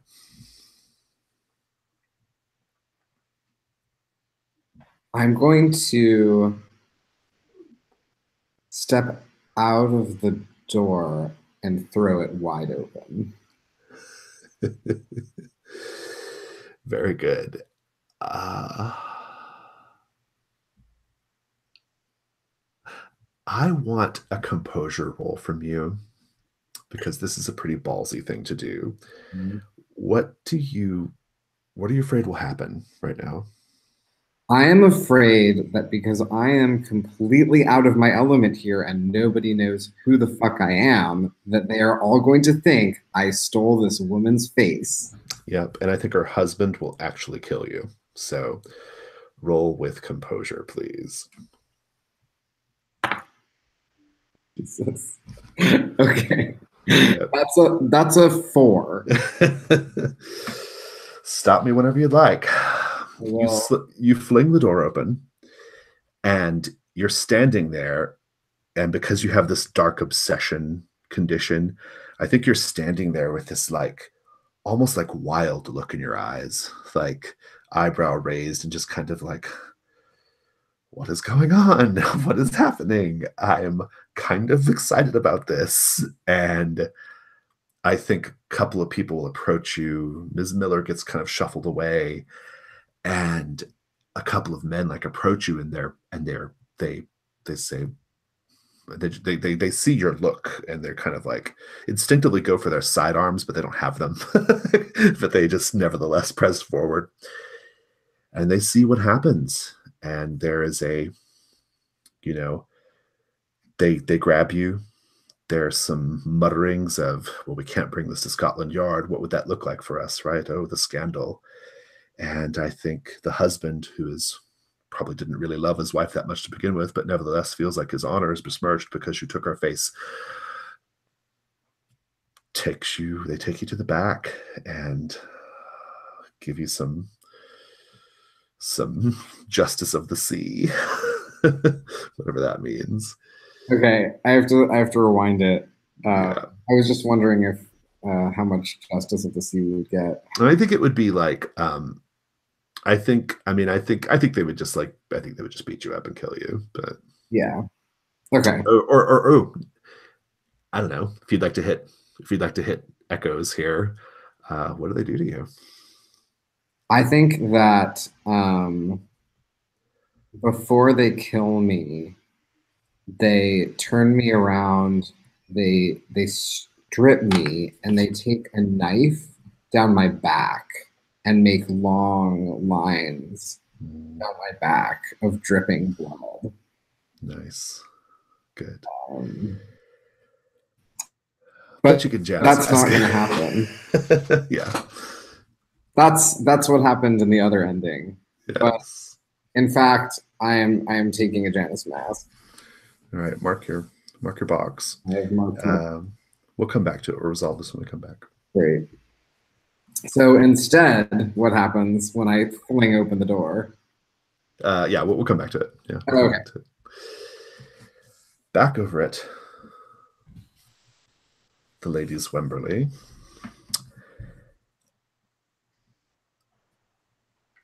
Joanna takes you into a boudoir, and everything is positively dripping with deep plum-colored velvet curtains, velvet couch, that kind of thing.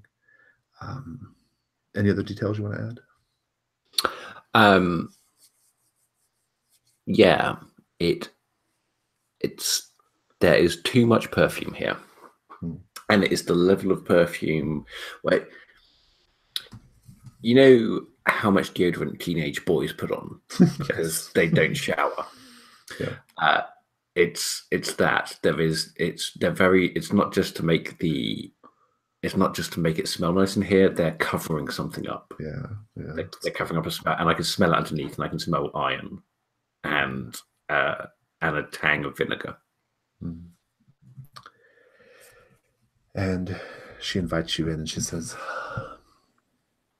well, I mentioned that I was engaging in a seduction earlier, and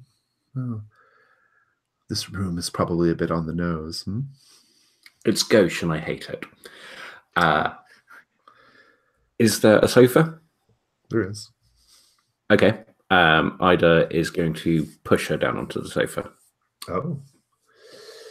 Just get right down to business. Very good. And then what do you do when you push her down?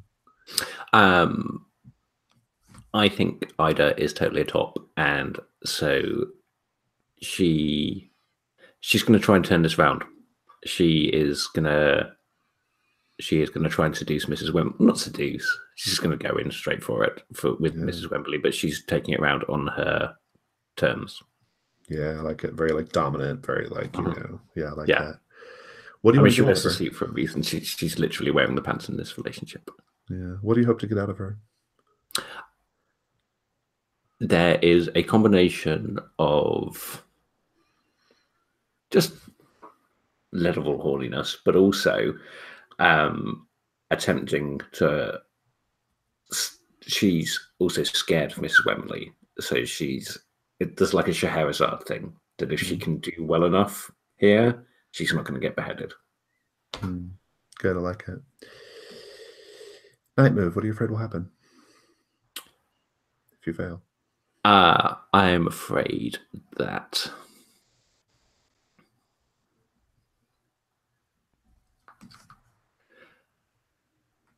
she's going to laugh at me and belittle me and tell me that this wasn't a seduction at all. Oh, shit. Does it get worse than that? I don't know.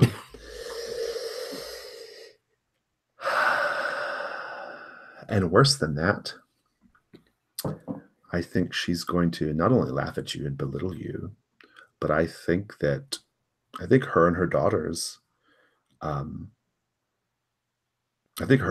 might come up and they might sexually humiliate you as well.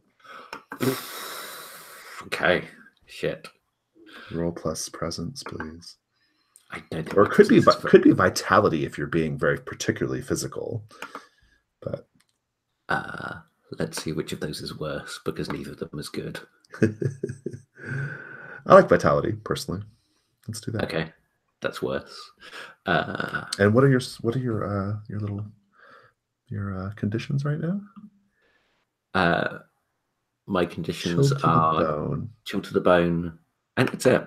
I think that's it. I'm going to count this though, because I think you're not quite as like. I think you may be overestimating your hot, fiery passion right now. Mm-hmm. That is a 7. Oh, on 3 dice, 7. Mm-hmm. It would have been a 10 otherwise. Yeah,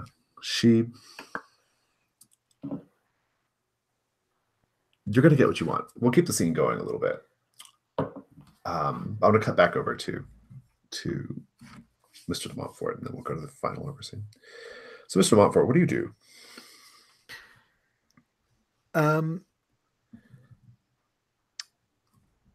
So yeah, I think I am going to head towards the room that the daughters went to / sisters. Yeah.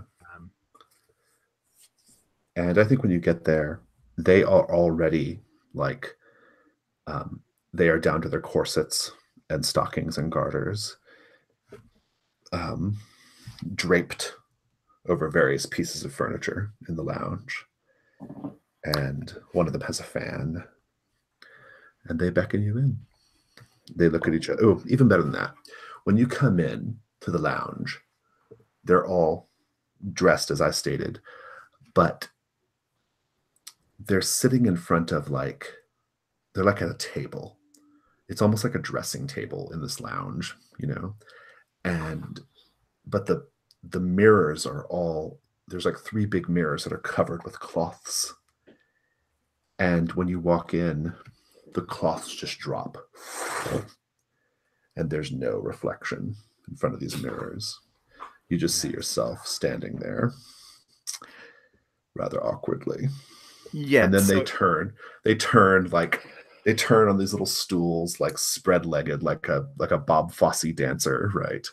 And they kind of lean in and they just kind of like beckon you over. Vivian is going to automatically do the half turn away. I'm so sorry, Liz. I did not mean to intrude. I merely wish to discuss the unfortunate situation with my colleague, Mr. I'm losing the name. Anglesey Clark. I think that's entirely in character as well. Yeah. They turn to each other. They look at each other. They smile. They turn back to you and say, "Dear. There's no intrusion. No. The other one says, "No intrusion at all." And the third one says, "Why, we'd love to have you here. Please." And they all say together, "Come closer." Certainly he will head, and he's kind of doing the kind of eyes averted as much as possible, without tripping over anything. He probably still trips over things.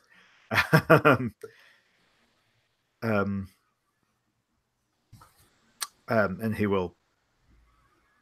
I spoke with your the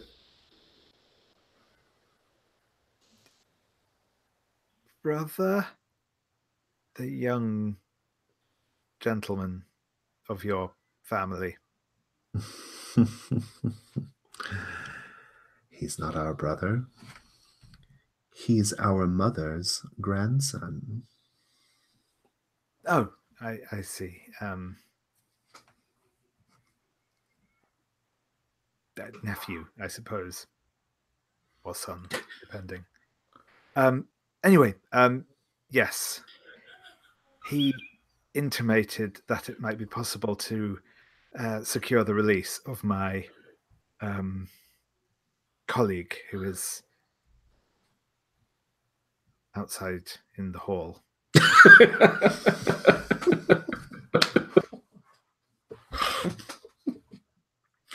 I love when Mr. De Montfort's under pressure. They stand up and they say, "Of course, we can certainly help you with that. But first, you have to agree to let us feed on you." Yes, I rather thought that might be the case.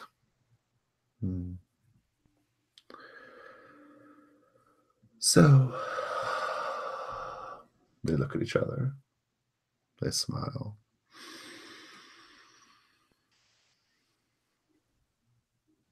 Take off your clothes. All of them? Only the complicating ones, dear.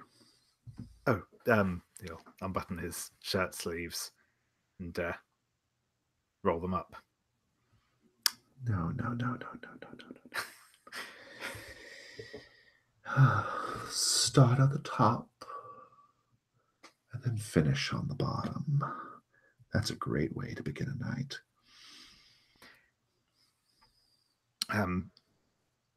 Very well. He will. I want night move. What are you afraid will happen right now if you press forward with this? Oh, I'm just. What's he? You'll lose your virginity and go to hell for sex before marriage. I mean, yeah, that's probably it. Because I'm trying to think. Because that's. I think actually that probably is it. He is afraid of what the sexual element of this would imply, I guess, which is kind of a bit vague, but yeah, I think he's genuinely more scared of the sex than the blood drinking at this point, isn't he? Yeah, oh, definitely, yeah. It's worse than that. That'll all happen. And while that's going on, their mother's grandson, because that is their only relationship to him, their mother's grandson will be watching you quite intently. Would you like to roll composure, please? I would. Or turn and walk away. You always have the option of walking away. I mean, technically, this is true. Yes. Becomes more important when you have no more Janus mask.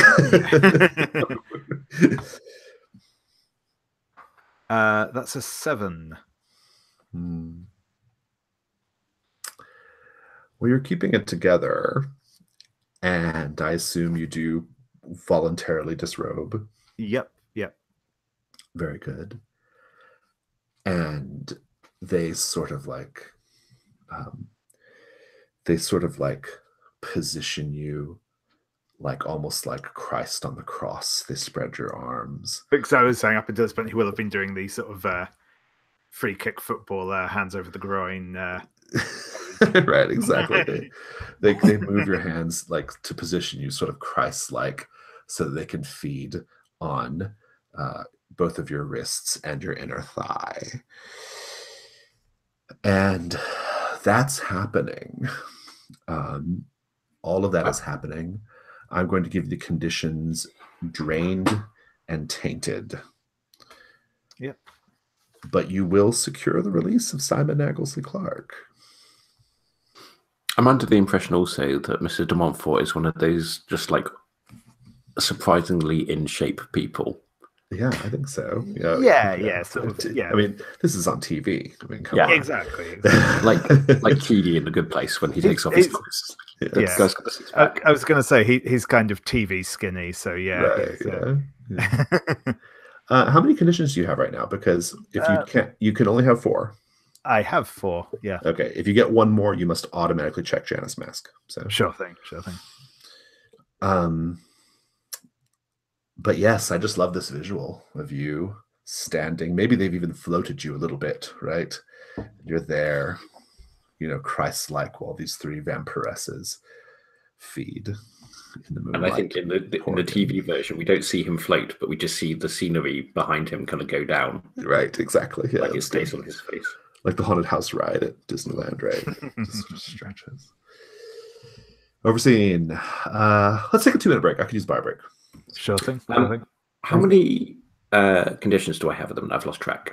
Oh, I have not been tracking, so I think it's just chilled to the bone, isn't it? I think you just have chilled to the bone still. Yeah. Okay, cool. Yeah. Great, cool. Thank you. All right. Let's take like 2.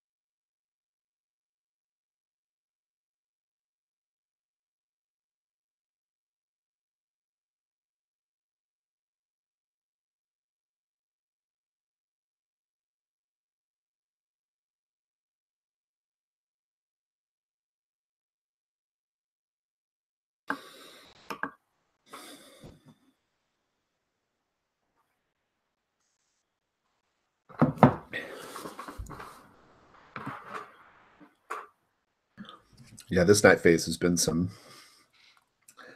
Penny Dreadful ass shit, and I love it. It's good. No, Yeah, definitely.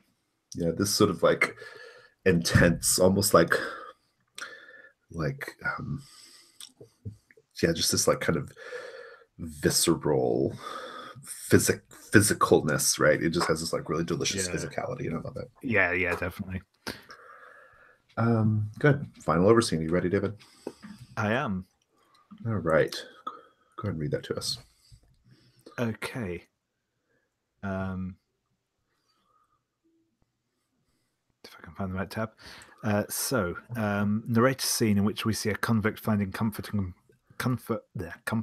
companionship within the bulkheads of the captivity.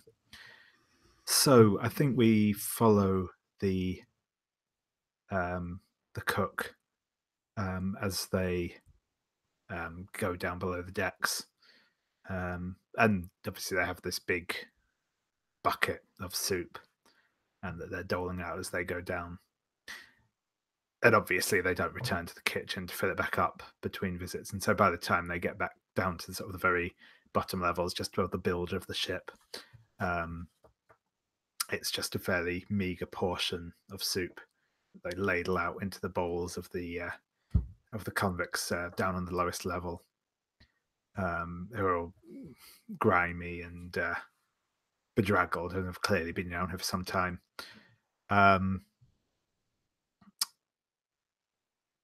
And as the cook leaves and the convicts gulp down what little soup they've been provided with,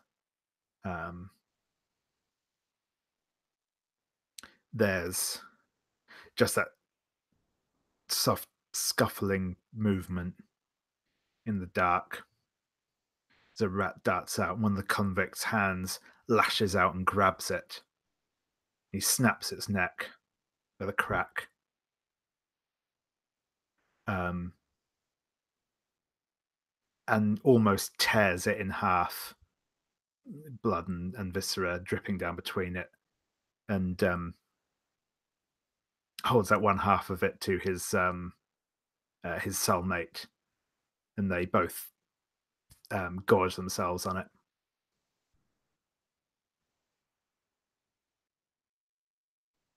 And I actually did come up with that before the previous scene, which it's a perfect echo, though. It's good.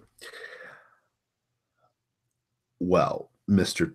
Sebastian, you fling the door open.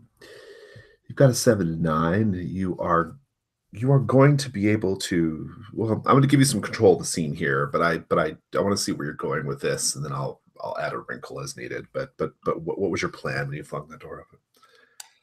I was going to fling the door open and declare very loudly, I have found more evidence in the case of the missing face.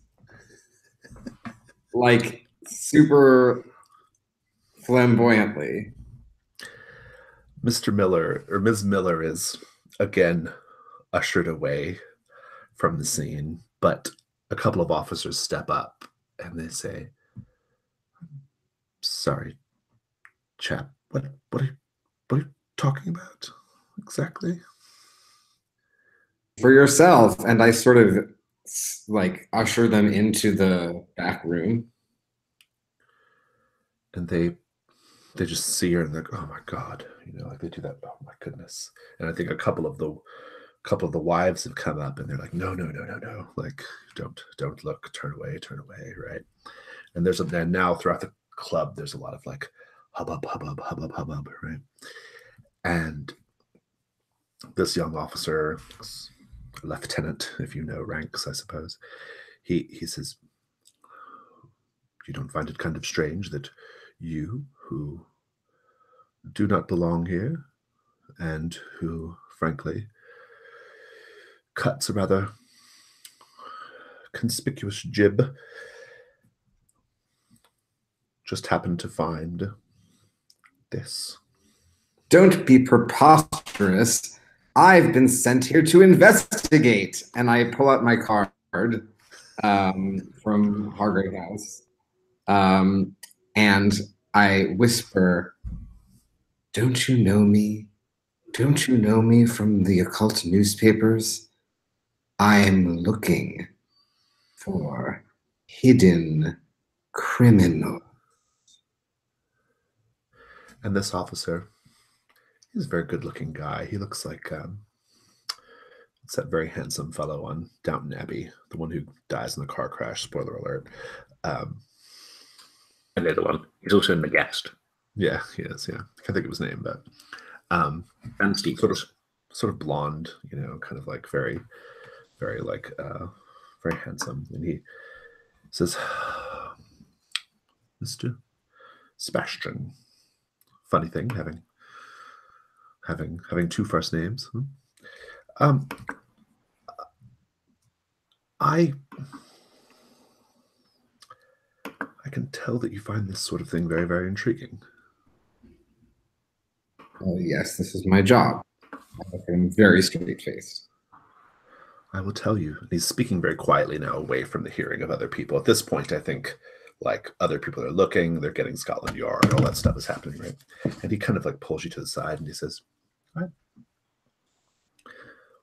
myself have a bit of a keen fascination with these sort of dark occult matters. And, well, perhaps you would like to confer with me in private. Perhaps we could share notes some evening soon. Is he handsome? He's very handsome, right? Very handsome, yes. He's like Mr. De Montfort, but he looks like a man instead of a boy. I'm going to stand in a way that he cannot help but smell my gardenia cologne, with my neck sort of like this toward him, and say, "It would be a pleasure." Yes. Yes, I see that it would. My name is Lieutenant Curtis, James Curtis.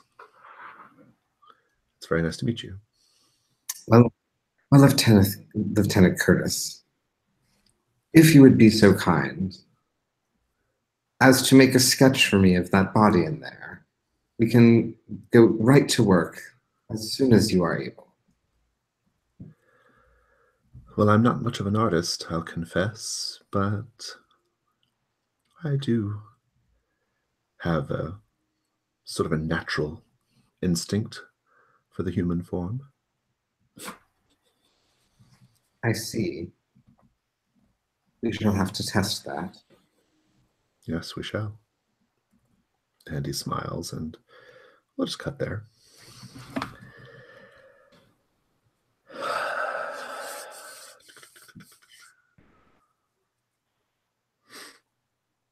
Oh boy.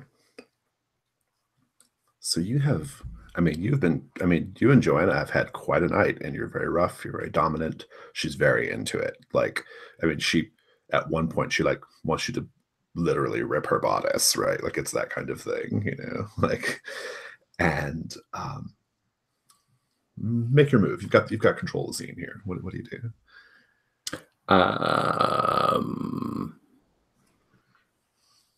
I'm into it, but at the same time, I'm looking for a way out.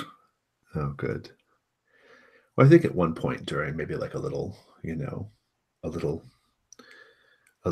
in the action, maybe you're kind of like pressed up tight together inside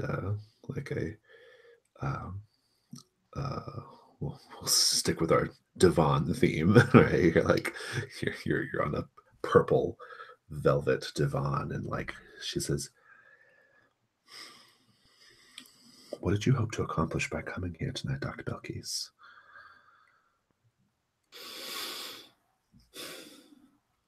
Surely it wasn't, you weren't trying to seduce an older woman who does not need to be seduced. And your friend downstairs, what is all this about? I'm not asking in an accusatory way, of course. I'm asking because I find it very intriguing. Initially, I was coming to rescue my friend. His name's Simon. I believe you have him. She says, this. She closes her eyes.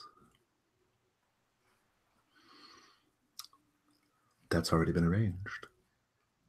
Your companion has already secured his release. I'm glad to hear it. This, however, was something entirely different. You're just here to help me forget. Oh, forget what? I, of course, don't find any particular pleasure in plumbing the traumas of my lovers, but how could someone like you have things they need to forget at such a young age? And at that point, I will do my Janus mask bit as well. And there is a... Read it to us first. Oh, yeah, sure.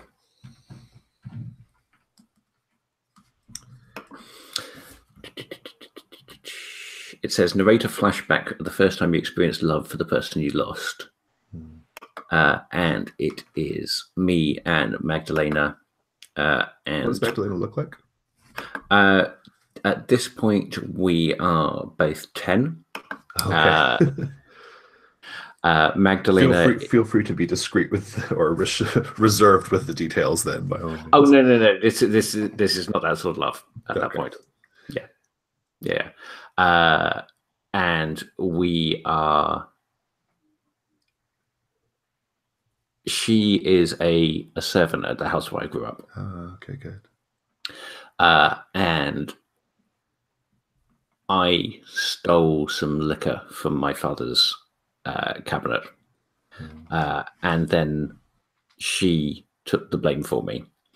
And then later, there is just me and her getting drunk in the basement on like a few sips of this, what my father thinks is good liquor, but it's not.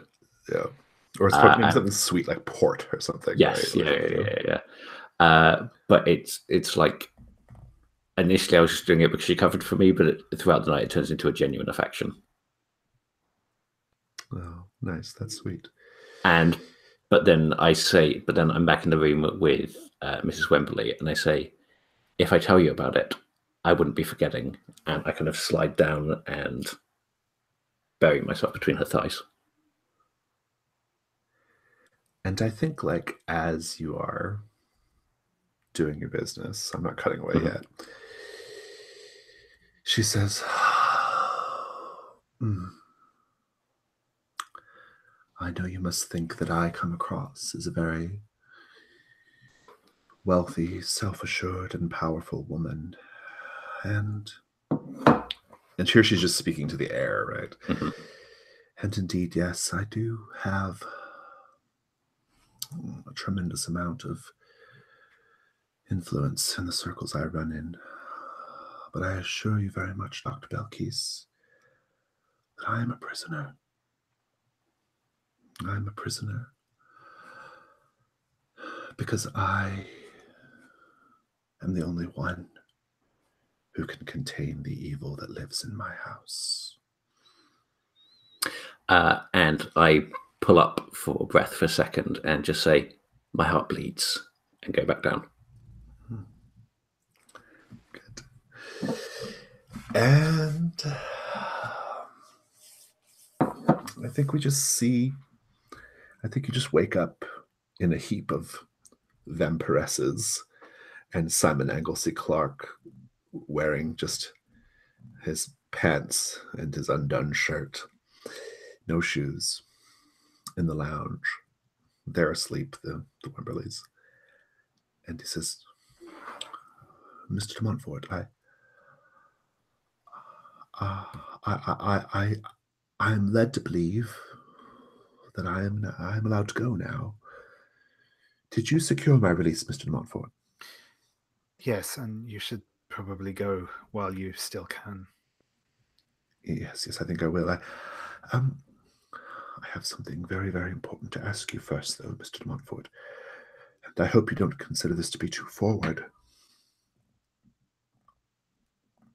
Ask away. But might I borrow your shoes?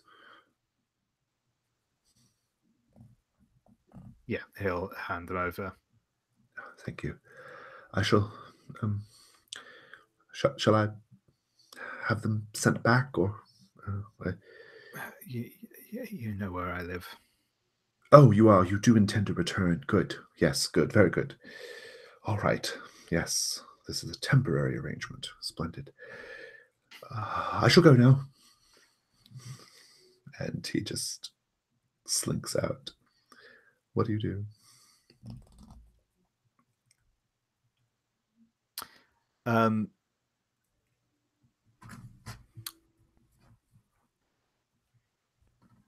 So I think, yeah, he's looks down at himself and he's kind of smeared with blood down his arms and legs.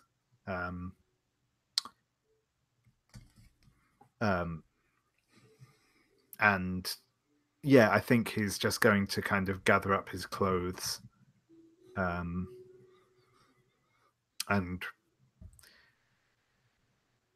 grab a bottle of something from the drinks cabinet.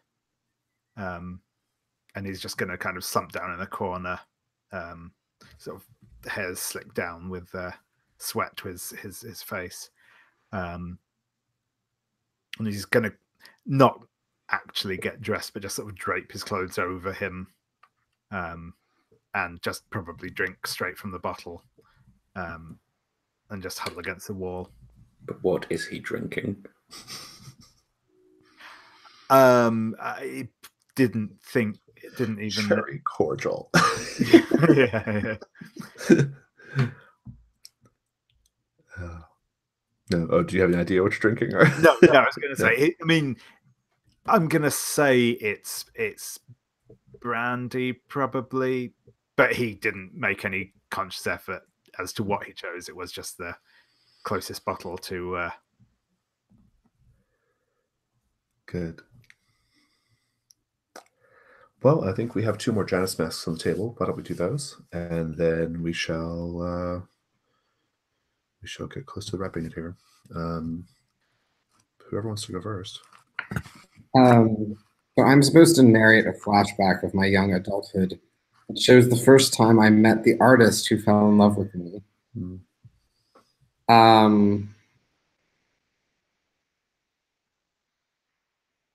He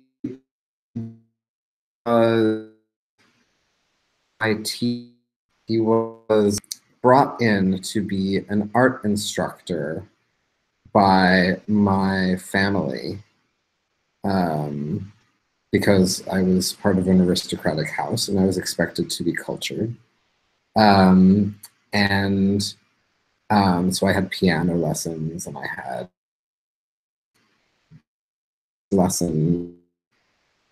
painting lesson. And I was about 15. And he was somewhere in his late 20s. And he was quite handsome, but in a sort of not so well put together, not very well off, sort of working these art lesson jobs that didn't pay a whole lot, even though he's quite talented.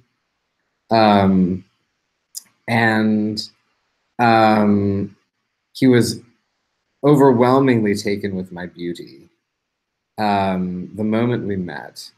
And he insisted on painting me being splashed by a fountain on my family's estate with water just cascading all down my chest and my thighs. I love it. What's yours, Mr. De Montfort? So I think. Well, sorry, I'll read what it is first. So narrator flashback to the time you were in your mother's womb that shows even then dark entities were interested in you. So where we go back to is Vivian sitting, slugging back a bottle of his bottle of brandy, and we sort of see the sort of flashbacks to him being held up, Christ-like, by the vampiresses and the blood flowing down him, sort of thing. And we kind of keep getting those like hard cuts from him to then back and forth until we go to an actual big full-on Catholic Christ on the cross on the back wall of a church, and sort of pull back, and it's clear it's not a big church, but it's quite nicely decorated, and it's got the huge bunches of flowers on the end of the pews and white ribbons and stuff. It's clearly been set up for a wedding. And you sort of get that image, and it cuts to the altar where there's a young woman bent over the altar, a priest riding her from behind. It's rough and animalistic. Her hands clench in the altar cloth, and the light glints off a diamond ring on her hand. There isn't a wedding ring yet, just the engagement ring. And their eyes are sort of glassy and unfocused. It's like they're not even fully there, but the lovemaking seems passionate and involved, but they're not quite fully with it. And as sort of the camera pulls up into the sort of the spire of the church, there's kind of, it's all, the church is just obviously lit by candlelight, flickering candlelight sort of thing. You see the sort of swirls of smoke, but as you get up into the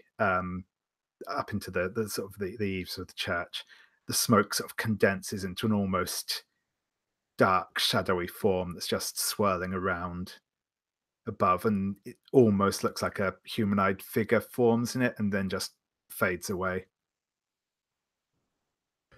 Splendid. And we shall conclude with the enemy.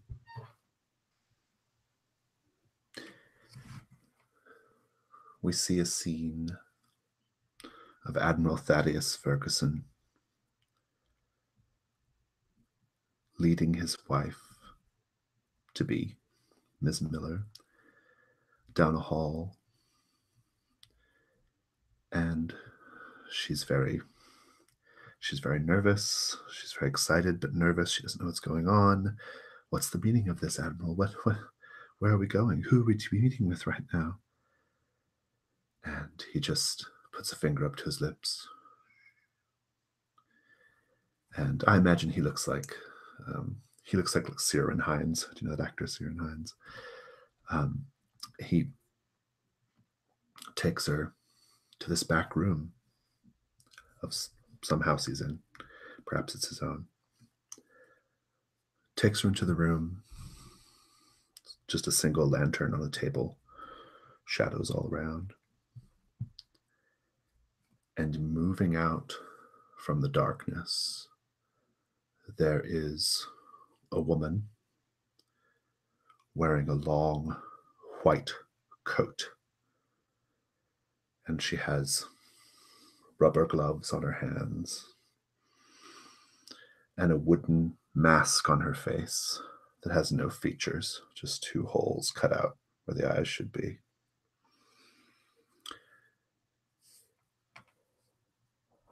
Oh, yes. Yes, yes, yes. She is very beautiful, isn't she? My goodness. I feel most inspired, Admiral. The renovations are so easy when the foundation is so solid, you see. And she just raises up her hand, and we see the glimmer of metal scalpel. And the scene ends. And end of session questions. Let's start with Dr. Balkis. Oh, you're muted, Ollie. Oh, we can't hear you, Ollie. You're muted. Did you shoot down an idea because it wasn't rooted in science or reason?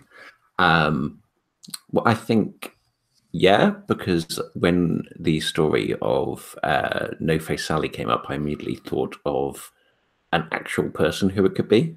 Yeah, I agree. Yeah, I'm into that. Ms. Fulton, right? Yeah. What's the next one? And did you secretly engage in romantic or Yes. emotional behavior? so much. Yes, so much. Several times, in fact. And did you help resolve a threat? No, you're really close, though, actually. Joanna Wimberly gave you a really good clue there at the end of what is kind of going on there. Let's go to Mr. Sebastian. Did you convince someone to give themselves over to sensual delight? I think you did, yes, in your way. Well, especially kind of in the flashback, right? You definitely did. Right, definitely the flashback, and also, definitely the flashback with the artist, but also the. I think I sort of seduced Ms. Miller, yeah, a little bit. Yeah. She definitely like acted out of character, I think, for sure. Exactly, yeah. Yeah, for sure. And then, did you express a clear preference for the beautiful over the mundane? Well, going into Bedlam doesn't help that case at all. No, it certainly doesn't. But I'm trying to think if there's any other instance where that happened. Maybe not this time. I don't think this time, yeah. And Mr. De Montfort?